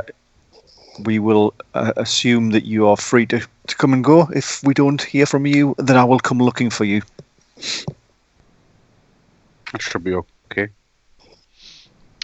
As you walk towards the shield wall, it parts, as if letting a skirmisher back through the line in military fashion to stop the wall itself becoming, a gap for an enemy. Very quickly opens and closes as you pass by, and the several members of Bjorn's guard also step to one side and open the door for you. As you pass through as the training champion. Inside the hall, as the doors close behind you very quickly, you can see that life goes on as normal. Now, this is the first time you've ever seen these doors closed. The whole point of King Bjorn's Hall, that it is open to all and everyone, that they can take shelter here, they can sleep and drink and feast. Even though people are now looking to themselves in their own homes, it is still a tradition that his father and all the previous chiefs had as a requirement, where everybody lived in the main hall effectively to a certain degree. But as times change, Bjorn has kept it in open. You head up the stairs and around to the council chamber, where a couple of guards standing there open the door for you. Stepping in, you can see all the envoys are present, but before you even open the door, you actually can hear Guthrie's voice raised once more. You don't hear the beginning of the sentences or what's actually being said, but you can hear his raised voice go, and this is why the Semnathai shall not be allowed to regain control. And it's loud. This is why the Semnathai shall not be allowed to gain control. And the door opens, and very quickly it goes quiet. You can see several members of the table are in partial standing up, and this is very normal, Alfgeir. You've been here before, you've seen it. Guthrie has an ability to get everybody riled up. The difference, of course, is that you see that Morr of the Endels is sitting on the opposite side of the table, and he is glaring. You know Morr to be a very amiable person, and he's glaring at Guthrie. Regardless of the return of Ulmakor, as Semnathai or not, the Teutones have crossed into the Endel lands, and this will not be tolerated by us. And Guthrie still standing there, and yet when I've asked for King Bjorn's help and assistance against an invading force, nothing. But you stand before him and say that Morbad has some bad weather, and that the Endels are jumping at shadows, and suddenly the Umbarogan are preparing for war. How is that fair?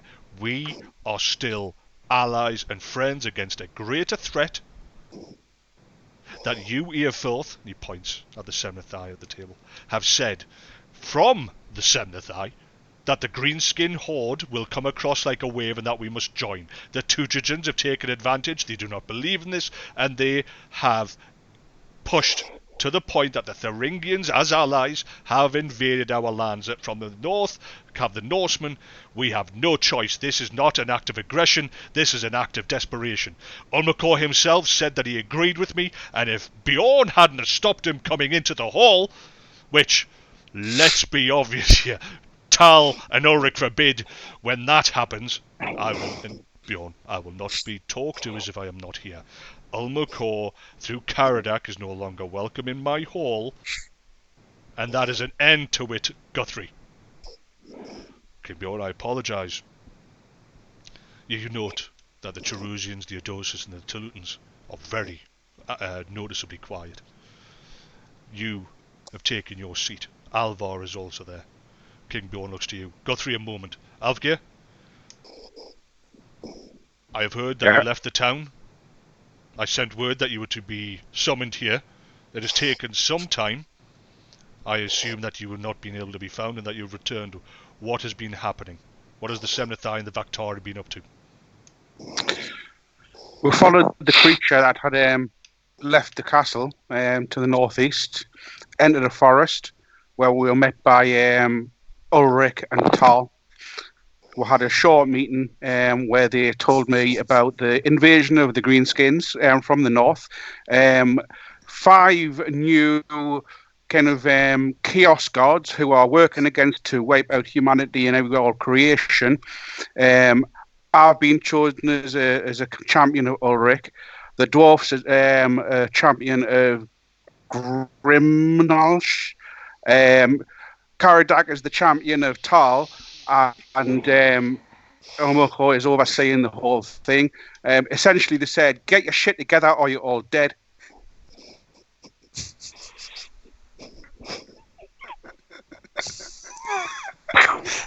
Went in the forest, we met some gods, and what? No one believes me. What? Ulrich's really pissed, by the way. Yeah. Yeah, very angry. He's angry at Karadak for the slight against you, the attack of your person. He's very, very angry. But Tal has requested cessation of all hostilities regarding this matter. Karadak should, of course, apologise to you. Tal also said that kind of like once you go north and you see the problem facing humanity, you will soften, you will understand, and you will let this go. So take that as you will. Earforth? You believe he's telling the truth, my lord? Ulrich's massive, by the way. Biggest man I've ever seen.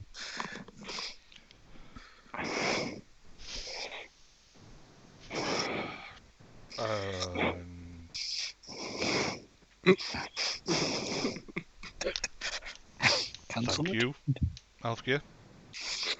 Am I free to go, or do you need anything else? No, by all means. You Right. go, you get yourself rest. Get a cup of mead. I heard that it snowed for a moment. It must have been cold out there. Well, that was Ulrich.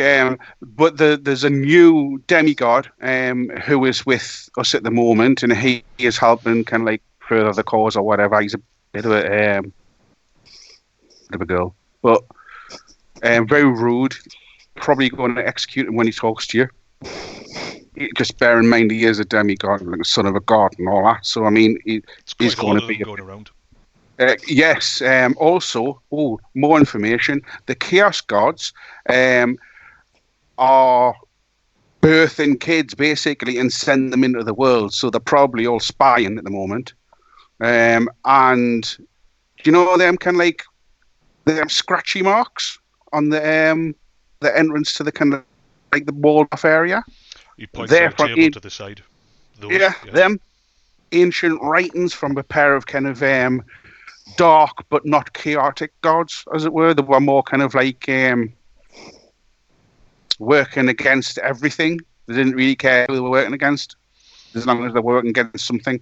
So they're probably kicking around as well in the kingdom.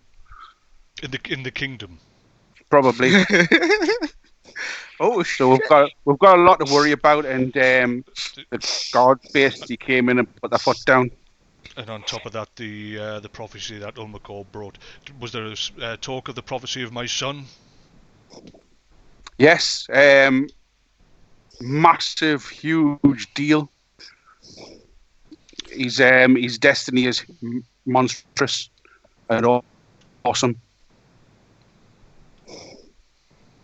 The will of the gods. Proud to know him, really. I'm proud to know him. Yet to see if this is a gift or a curse, as we have already lost his mother, and apparently the world rests upon him. Kinda does, yeah. I think when I came in, you're talking about the Jetones heading south. I think they're on the run from the Greenskins, by the way. I think they need help. I think the skirmishes and the things that are going on around Marburg aren't the Jetones. They're just trying to get to safety. That's sort of the impression I got anyway. So they do need our help. Well, tomorrow, the Unbroken Might shall be heading to Endel, and we shall find out the truth of it. Thank you, Alfgeir. You might want to speak to the Tutagins as well. I think they need to be brought on board. Yes, well, we have open conflict with them, and they are by far the largest and most powerful tribe in the basin. It will be open war between all the tribes if we go against them. I'm not talking about going against them. I'm talking about allying with them, because I got the impression that Ulrich said that the Tutujans were his, and I'm his champion, so I might have a word with them. I'm a bit confused, so I'm just laying it all out for you. I don't know where my loyalties are supposed to lie now, because you obviously worship Ulrich too, and he's picked his, and I don't know what to do with that. Has he tasked you with anything in specific that I should be aware of as your king? Oh yeah, I mean, I have to stay with Ulmakor and see this all through. I'll report to you faithfully. But I don't. I mean, I guess my loyalty's like with when Ulrich just says jump, I jump. As do we all, faithful followers of Ulrich. Thank you for your time, Ovgear. All right, I'll leave and make my way to join up with the rest of the gang. Meanwhile, for no apparent reason, you all shudder. What What has happened? was that? Who's dancing on graves? Yeah. You Disturbance. you head down the eastern way, and you see Arvid's. Caradox place. It's as you remember, the eastern way is nowhere near as wide a thoroughway as the main dock road that leads from the northeast gate down into the Reich harbour.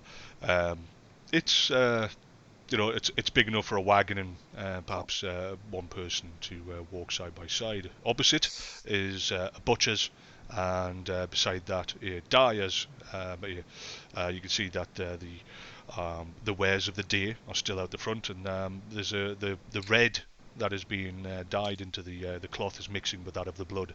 Directly opposite is the heavy, big, large archway, and the looming shadow of a man in the livery of a servant, leather waistcoat across a white shirt that's gone grey and spotted.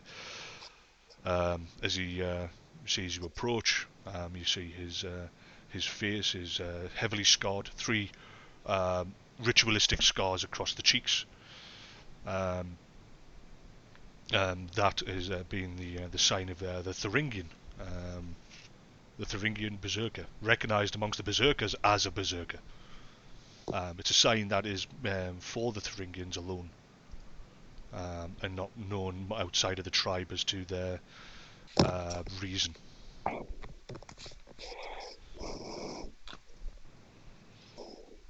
You obviously know who it is.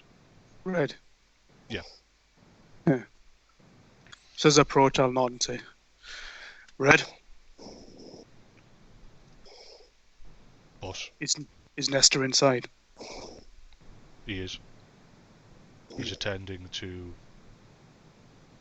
the guests.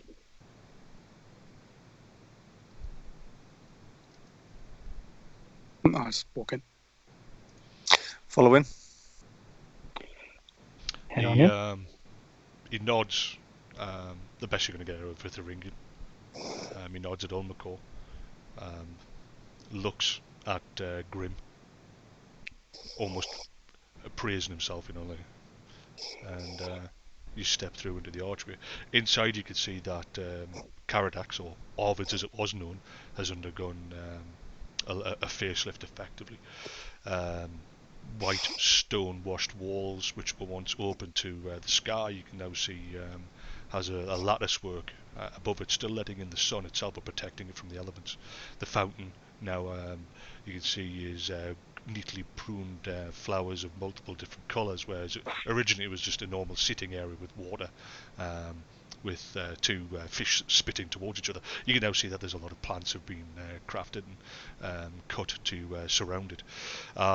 The tents of pleasure, the reason it got its name, of course, is that instead of doors, it's actually hanging silks of gold and yellow brocade and orange and various other colours along those sort of sunset-like and autumn-like feel are still very evidently visible. Women of all shapes and sizes and skin tone lounge around, scantily clad, and you can see several men are visible drinking out of fine glassware, whereas at some of the tents the sheets have been pulled forward.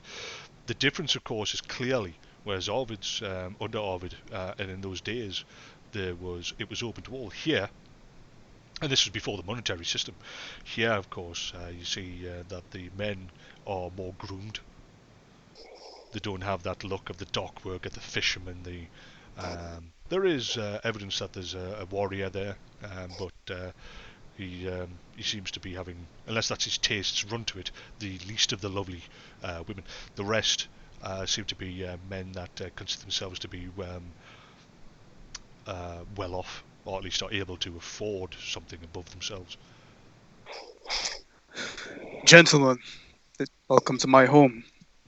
Zach, I find this will be a place where you can truly be at comfort.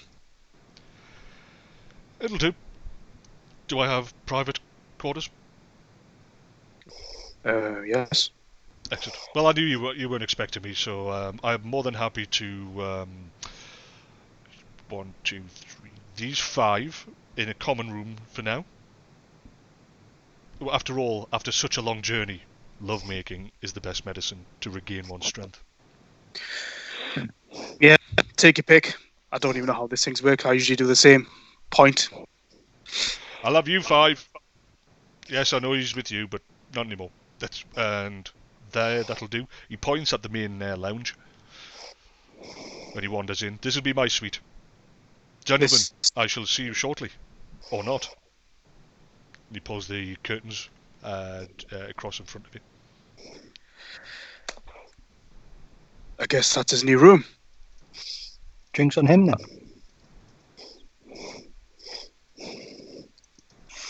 I guess it is. Where's this key? I have no idea. Who's his father? I have my suspicions that you've met him before. What, Nestor? Yes, my lord. You see a small man. Even Grimm's Mohican is actually above him. He's very slimly built, completely shorn of all hair, and well shaved. He has rather round eyes and a face that's still a little bit hawkish, and therefore it looks like they protrude somewhat. He is incredibly slightly built, but immaculately attired and dressed. And you didn't see him coming. He went, "What, Nestor?" And he seems to appear beside him. Yes, my lord? See to it that my guests are at home. See to their every need. You don't happen to have a son, do you? No. Oh. I am dedicated to the job. Arvid plucked me from obscurity and has given me purpose. And that purpose has now been handed over to you, my lord. Come with me, Nestor. I pull aside the drape and point. Does that man look familiar to you? He's doing something to one of the girls that you have never seen before, and the look on her face is hardly that of pleasure, more of slight shock and surprise. And it isn't because of the curtains. The other 4 women are sitting fully dressed, watching, slightly shocked as well.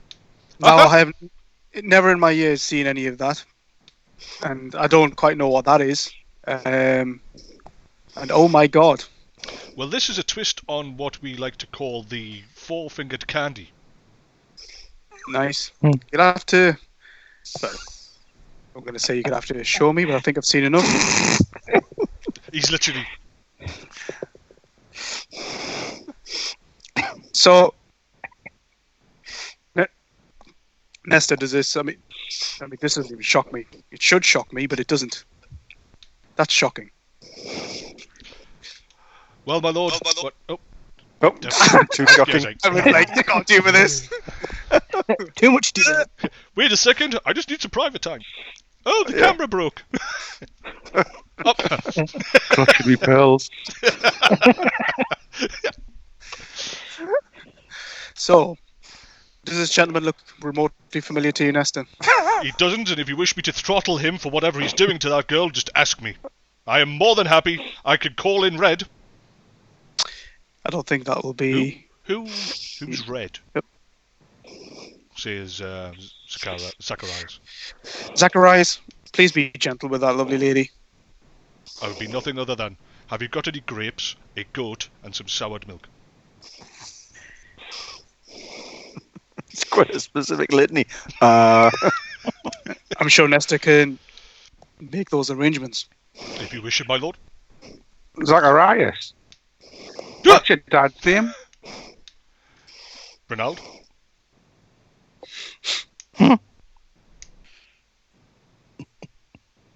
Where you gone?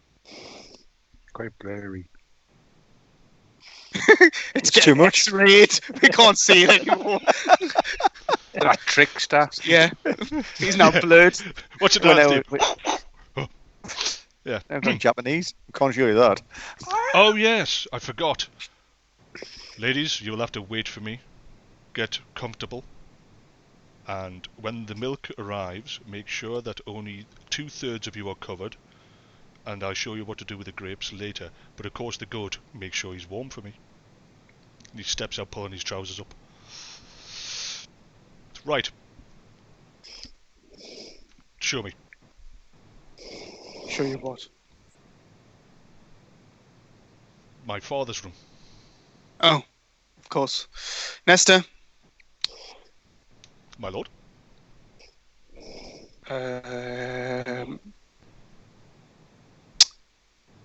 If you would like me to show you to the master's safe room. safe room. Yes, let's go to the safe room, Yeah, Nestor. we're looking for a key. Ah, you should have asked. The key is downstairs. Oh, There you go. It has been here for some time.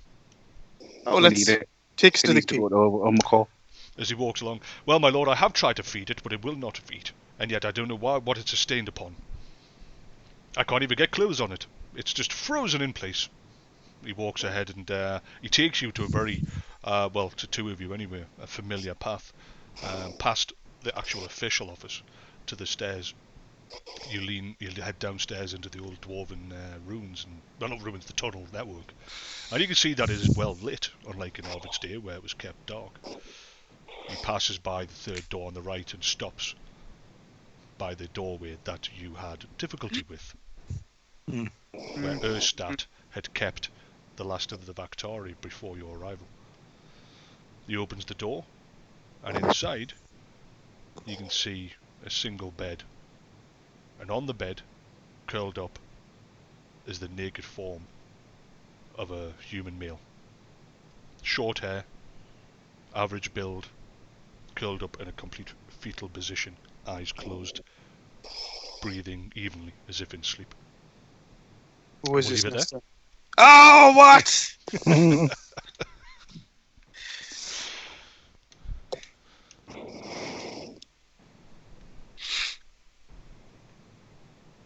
Silence. I knew we were leaving it there. Yeah, I was I called that before the door opened. could you not see my eyes like that? Oh, he's looking towards the clock. So, we have got 20 minutes before we have to leave Nevin behind, so I was going to start with Nevin. Obviously, we're not going to worry about the introduction of Zek. Zek has a purpose, Zek has a need, and that's to, well, effectively piss Holt off. Because obviously he loves whatever that is. Yeah, so we've met Zacharias. I'm a bit worried. He keeps on trying to ask, can he ride it? And after we've just seen what he's doing to those poor women. If he thinks he's an animal, then warm the goat. Warm the goat. Yeah. That's a dowie, but never mind. Good luck. Oh my god! Yeah, so I mean, Zacharias, did we know where we were going with that based on the clothing? Do we know? Well, clearly Yeah, he's just yeah. revealed he was Ronald's son, or an aspect Yeah. of. Yeah. How do we feel about that? We're not unique. I guess it didn't really play on his mind. I mean, everything's in change. Everything's in full change. So the fact that there's other people or other aspects like me, it's like, of course there is. It's more the fact that it's suddenly a crowded playing field, and that the other side are pumping the world full of people like me as well. So it's not so much that not unique. I mean, let's be fair, still Son of Tal, top dog. So it's like still, in any sort of, like if he has that sort of, which I don't think he doesn't. He's not, doesn't need his ego stroked that he's the only one and like that.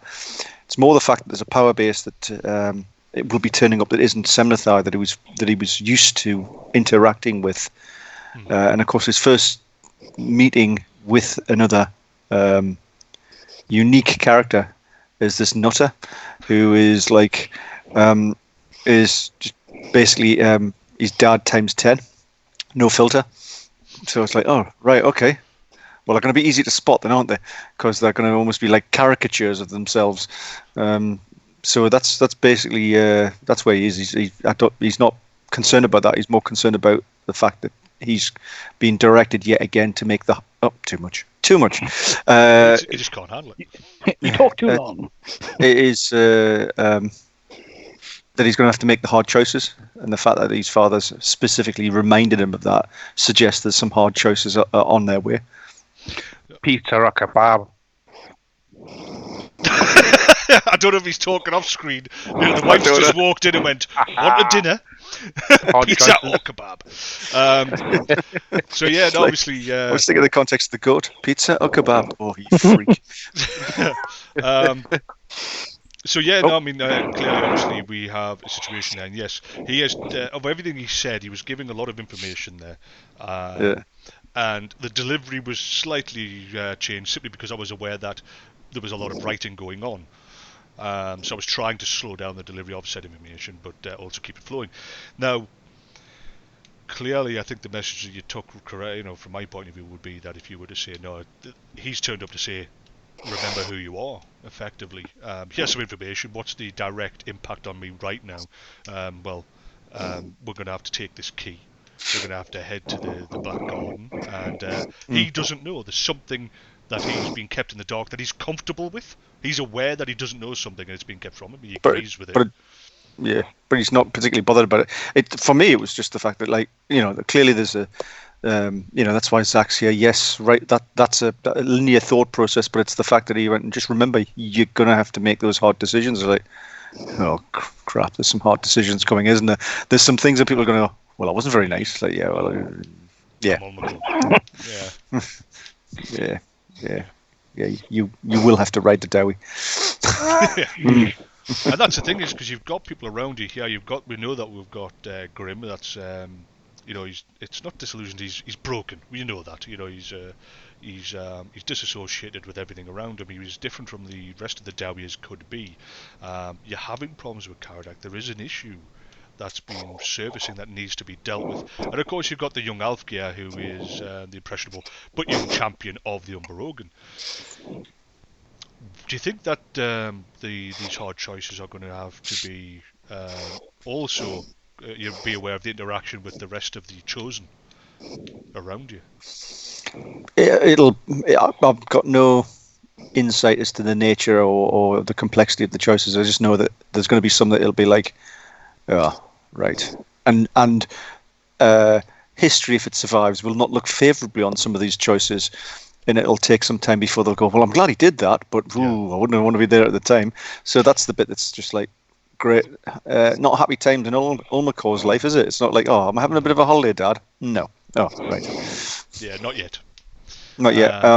And just the simple fact that whilst I was not asking for everything to be spoon-fed, but it was like, Bjorn, I'd rather not have to run away from Bjorn, just for many reasons, but that's what we're going to have to do, is run away from Bjorn. And it's like, great, then that introduces this other complexity, because at some point I'm going to get back together with Bjorn to lead him to the north east. In which case, it'll have to be like, oh yeah, we were looking for you, and we went to your room, and you were looking to find a Karadak to have him killed, and you weren't there. Oh yeah, no, I just popped out to get some chips. Another goat. Yeah, like, another. Yeah, that one was ruined. Well, I will just, because I know that there's a lot of information going along there, and the one thing that I picked up from was Ulrich was against hand feeding you, the difference in the god. Tal was actually give you direction on how to fix this. Yes, he said that in the future, one way or another, I believe that from his point of view, he will change. What he's about to experience will change him forever. He said that you will be at the king's deathbed as it's been foreseen. But he said instead of trying to prove at the end of the sword. Yeah, yeah. Oh, you did it. He wasn't quite specific about that. But of course, he said instead of trying to prove Karadak's innocence, find out what's clouding him, his darkness around him. And then he spoke about Zuvis and Nakoa, who said they are in the town. So he give you, and the thing is, and I will be clear on this because there can be a misunderstanding, and I wonder if anybody picked up on it, and if not, I'll take the blame. There was no specific, you need to go now. But there is a specific, we've got less than 24 hours before the king's going to get all choppy. Very hangy choppy. Hangy and choppy heading north. Well, he's heading north in the next 24 hours, so he's got a hanging and a chopping to do before he heads off on his jaunt to the north. Unless we Which can is bring to him... the west, actually, if you look at the map. I've been seeing north and west. Bring him evidence. And of course that was eruditely provided by Ivan, who just went in like, well, we wanted out. And everyone's like, he's been drinking again. claimed Ulmakor was down a rabbit hole. Now what's he telling everyone? Oh, we met with the gods, and he says that you basically is a shit. Yes. I'm gonna be. You know how we all like worship crazily Ulrich? Well, I'm his champion. Really? You're not getting in front of the dinner queue just because of that. And I'm Ulrich's champion. I need more potatoes for me. Yeah. Extra eggs. More potatoes. Yeah, okay. So, I mean, so we've had the meeting with it. What do you think about the Ulmakor? Well, you didn't hear the conversation, but clearly you can see the intent. Alfgeir's allowed in. Nobody else is. This is the first time a Semnathai has ever been barred in the history of Semnathai. Never mind the Vaktari. But this was a reaction to your presence. And you didn't.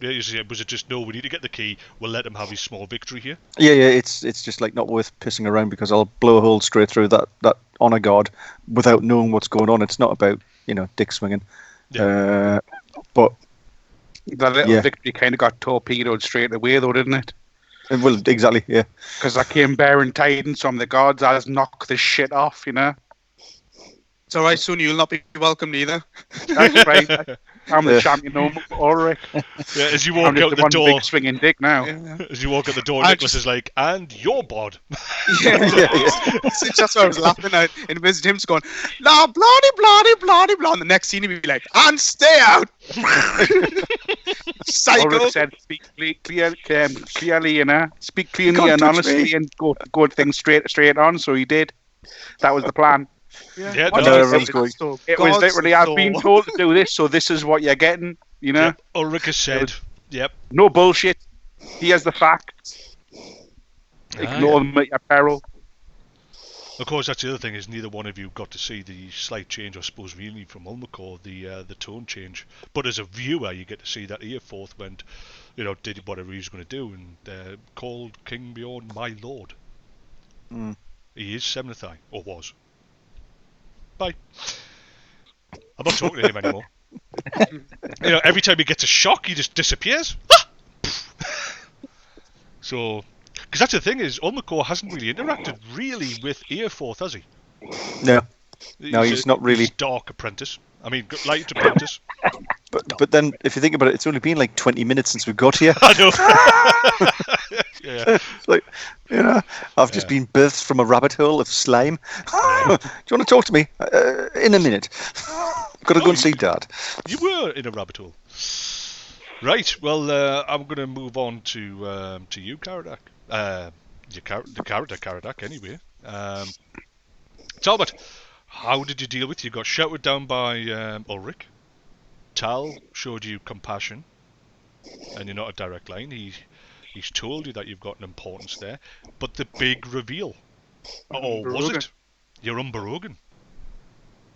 Yeah. That How was do a you big think? reveal. Did he just beep at me? I'm not listening. How do you think? Do you think Karak's had a chance to digest that, or is he too busy going, the 5-pointed stars of chaos, I've got names, things to stab. By the way, I'm Unbroken. Give a shit, mate!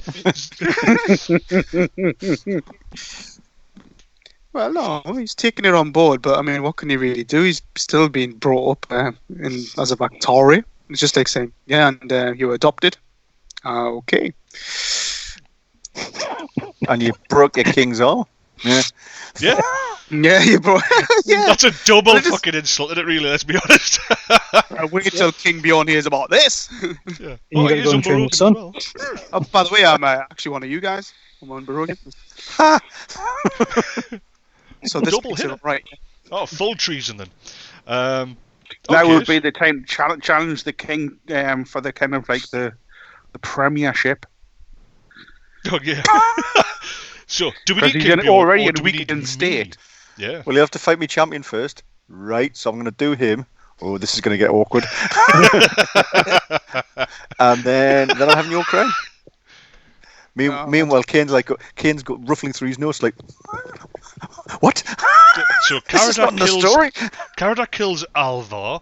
Then, as a result of the champion being killed, Alfgeir gets promoted and told he has to defend the king against the people that he's also got to. Meanwhile, in the background, Ulrich, the dwarf's been written by a demigod. Now. So I'm Sigma's champion and Ulrich's champion, so I can't be Bjorn's champion as well because Ulrich told us not to do anything to Karadak. And I've got to befriend the boy and train him in my crazy ways. Yeah, you see. Everyone's going to be friends in the end. Except Bjorn, Except Bjorn, who thinks you're all batshit crazy and he's going to get choppy, hangy. And you can't harm him. And in the background, the Dowie on all fours being ridden by the... Exactly that. Woo! Holding onto his Mohican. And him going like that. Not as bad as I thought. Oh.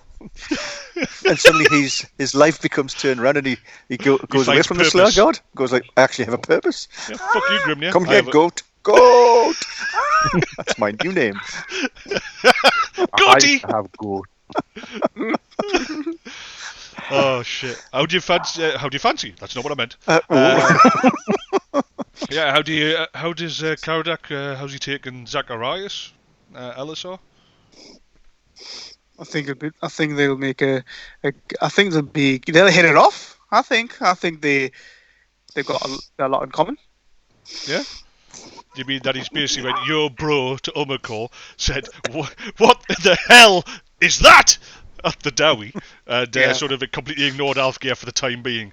But yeah, so 2 demigods in the party. What the hell? Yeah, it's getting crowded here. Yeah, and of course, we know Ulrich, who referred to the dwarf god Slayer as that little shit. And there was a moment of silence of, was he calling Grim? or the god? We're not sure. Why did he call him a shit? But yeah, okay. So Karadak, did you just allow the time and purpose to move him along, or how's he feeling about being the clear military sort of insult to Ulmakor and to himself as well? Because he is thinking about himself, Karadak. Karadak's now thinking about himself, not just a tool of Ulmakor. He's clearly thinking of himself as an individual. Oh, and as yeah. he entered the town, the insult, the affront to him, which is, you're not welcome here. Who said I'm not welcome? So, right, okay. And we'll move on because he completely missed. What? Who says I'm not welcome? Oh, Karadak's not welcome? What are you talking about? Really? The shield wall. Oh, well, that's not, yeah, I already know that. I thought you meant this thing that they said, at the meeting that they're no longer welcome because he hasn't actively said it, has he? No, you don't. Karadak doesn't actually know that. But what he has to react to is the fact that for the first time, everyone hates him. Well, yes, yeah, It's just another day, isn't it? Just another day. another $1. So you go from meeting from the gods told, you're special to the world, you're going to make a big difference, it's your destiny, and you walk into the nearest shithole, as Zek would call it, and they're like, you're bored. Well, exactly. This is my point all along. This was happening, you 5 do years know ago. that you do know that the establishment can also, like, management can refuse the service, and you run the whorehouse, so it can, like, they might soften. Well, that my house is the biggest. No, Well, that you stop you're the the greatest whoring. gatekeeper in the city. Yeah, but I thought, Yeah. The pink gates. Are yeah. you a soldier? I remember you. You're bored. I have no business. What are you doing? So to you don't care about money? You said that an Yeah, hour ago. True, yeah, I don't understand money. It's not I don't care about it, I just don't understand the concept of it. Money, what's that? What's the point of it? And you can Wow. just Take what you want. exactly. Enjoy Don't need yourself. for it. Aye. Yeah. So, Holt. Yeah. Chosen of Grimnia.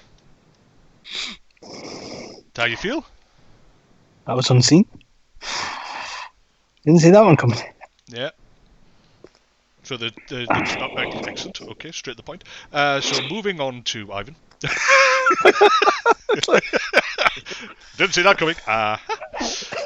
How do you feel about Zecharias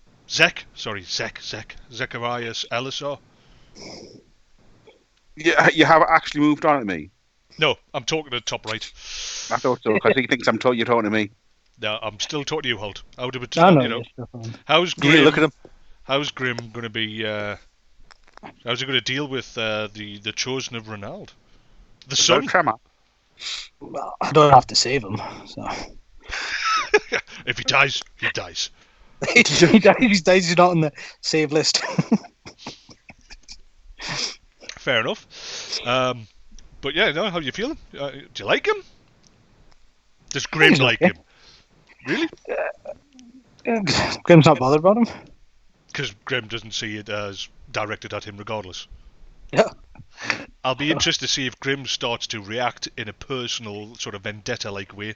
No, Grim is completely oblivious, except you try to drop him in the mud. He threatens to hit him in the face with an axe. But it's not personal, It's because not, he no, totally doesn't no get effect. No effect. I don't even know It's he's just there. going to be probably back and forth banter like that, where he says, ride, pick him up, throw him, there you go. That type of stuff. it. Nothing else. I think basically Zacharias has taken a liking to the whatever he thinks you are. Yeah. Especially when Ulmakor goes, you know what the Dowie are? The whaty? For fuck's sake. So any other thoughts on this particular episode, Hop? Any insights that that you are known for that could produce food for thought? Human gods just cause chaos. I'm sure they're chaos incarnate.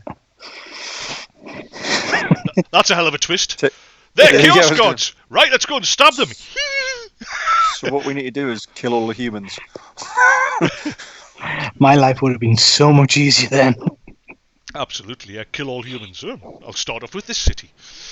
Yeah, okay, so yeah, so basically the Holt's thoughts to be underlined. We'll get put on a T-shirt.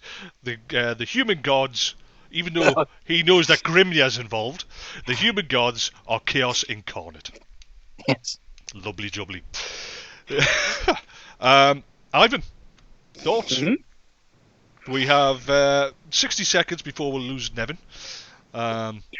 Because Holt just went on for too long there. Yeah. What's your thoughts, mate? I won't be specific. So, what's the first thing that comes to mind? You've the gods, the conversation. Alfgeir had a scene all by himself. The key. What's going on? Give us my last conclusion of a sum up. Sum up. I mean, I think I pretty much summed it up decent enough to Bjorn. And the key is fairly self-evident. I think it's self-evident. I mean, it's like, hello, wake him up then. Yep. For next week. Ah.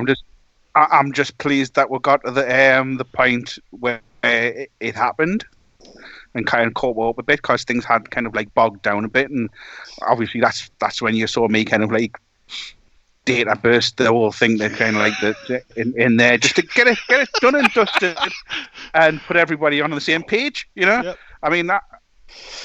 If someone kind of like you absolutely trust comes in and says, right, here's the real deal, it kind of shits on everything that they've been arguing previously, because it gives them kind of like from the horse's mouth, this is what needs to be done, so stop fucking arguing, and get on with what's going on. So I mean, I was keen to kind of like help you catch up on that, and not too many kind of like slow discussions about nonsense, but I could just cut it all out, And of So I course, don't know whether you like that or not. Hey, you know what? At the end of the day, that's Alfgeir. He took on board what Ulrich said. Face your challenges straight on. And I'm glad that you used data burst out of after the session and not in game. So there's a bonus. So yes, we'll have to wait and see. Of course, Earforth backs you up, in his own way. Well, he believes he's telling the truth. So, but yes, it's a lot to be taken on. And you've left the council, which you walked in. Of course, Alfgeir. Do you think? Right, very quickly. Last question: is Alfgeir going to tell Ulmakor and Karadak, specifically these two, what he came in on, what he's overheard from Guthrie, from the end, from Hamar, and Bjorn? Maybe if they're looking for information, but I mean, there's no point because it's irrelevant. Yeah, you know what I mean. They already know they're on the out. Rich cunts being dicks. You know what I mean. Look at me, I'm important. I'm saying stuff. Rich cunts being dicks. That's also a T-shirt slogan that we could make millions from. That's the absolutely that's the way of the world. That's everything that goes on every day, all over the world. You know what I mean? Yep, that's next week's session title. Yeah. That's why you've got to press a button to say I'm over 18 and I'm over 18 and I'm willing to listen to some adult stuff. But this week's session had goats, grapes, and a very smattering of alpha class swear words. Well, guys, I hope you did enjoy it. Yes, today was, brutally honest, a catch-up session. We have a need to get to the point where it ended. Last week would have been ideal. This week, the way it is, I hope still it was good. To remind everybody that watches, this is unscripted. The guys find out at the same time as you what's going on, and they direct the story. If they decided not to head to Karadax, but instead they wanted to derail Bjorn's ruling of the Unbroken tribe, that's where it's going to go. So we have got there. Next week we shall be talking to our new player. Is it Zacharias Elisar behind? Is he behind Zacharias Elisar? Is he behind this naked bloke? Will Zach ride the dwarf? As you open the door. Oh, sorry. It won't be the first time. It won't be the first time we've had a dwarf riding session. So we will wait and see. Please tune in next week. We are going to be at the earlier time and the earlier finish. And guys, I hope it was all right for yourselves. Hope you did enjoy it. Next week for episode 42. Good night, everybody. Good night. Good night. Good night. Follow, subscribe, and all that.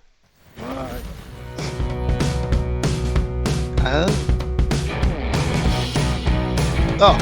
For those of you watching, please do follow and subscribe and help us grow so we can become awesome and rich and have plenty of sex.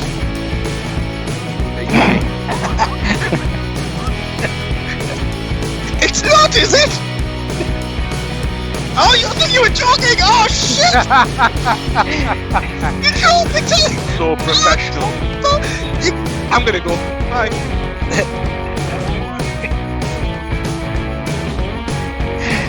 And that's why it's unscripted.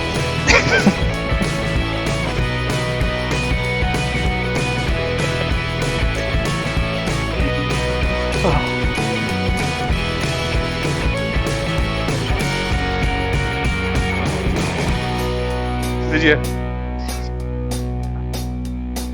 I could see it. I could see you kind of like going, oh shit. There's no subterfuge anymore. I've got no kind of like. I mean, obviously, you have to write a lot of dialogue, you know, or at least come up with a kind of like a vein for it, you know. And I thought I'm going to just cut your knees off here so we can get cut to the chase. But I mean, Bjorn, how are you feeling about the session? Because that was like, yeah. Pardon me, King, but I beat you over the head with these facts until you feel really fucking dumb. And it was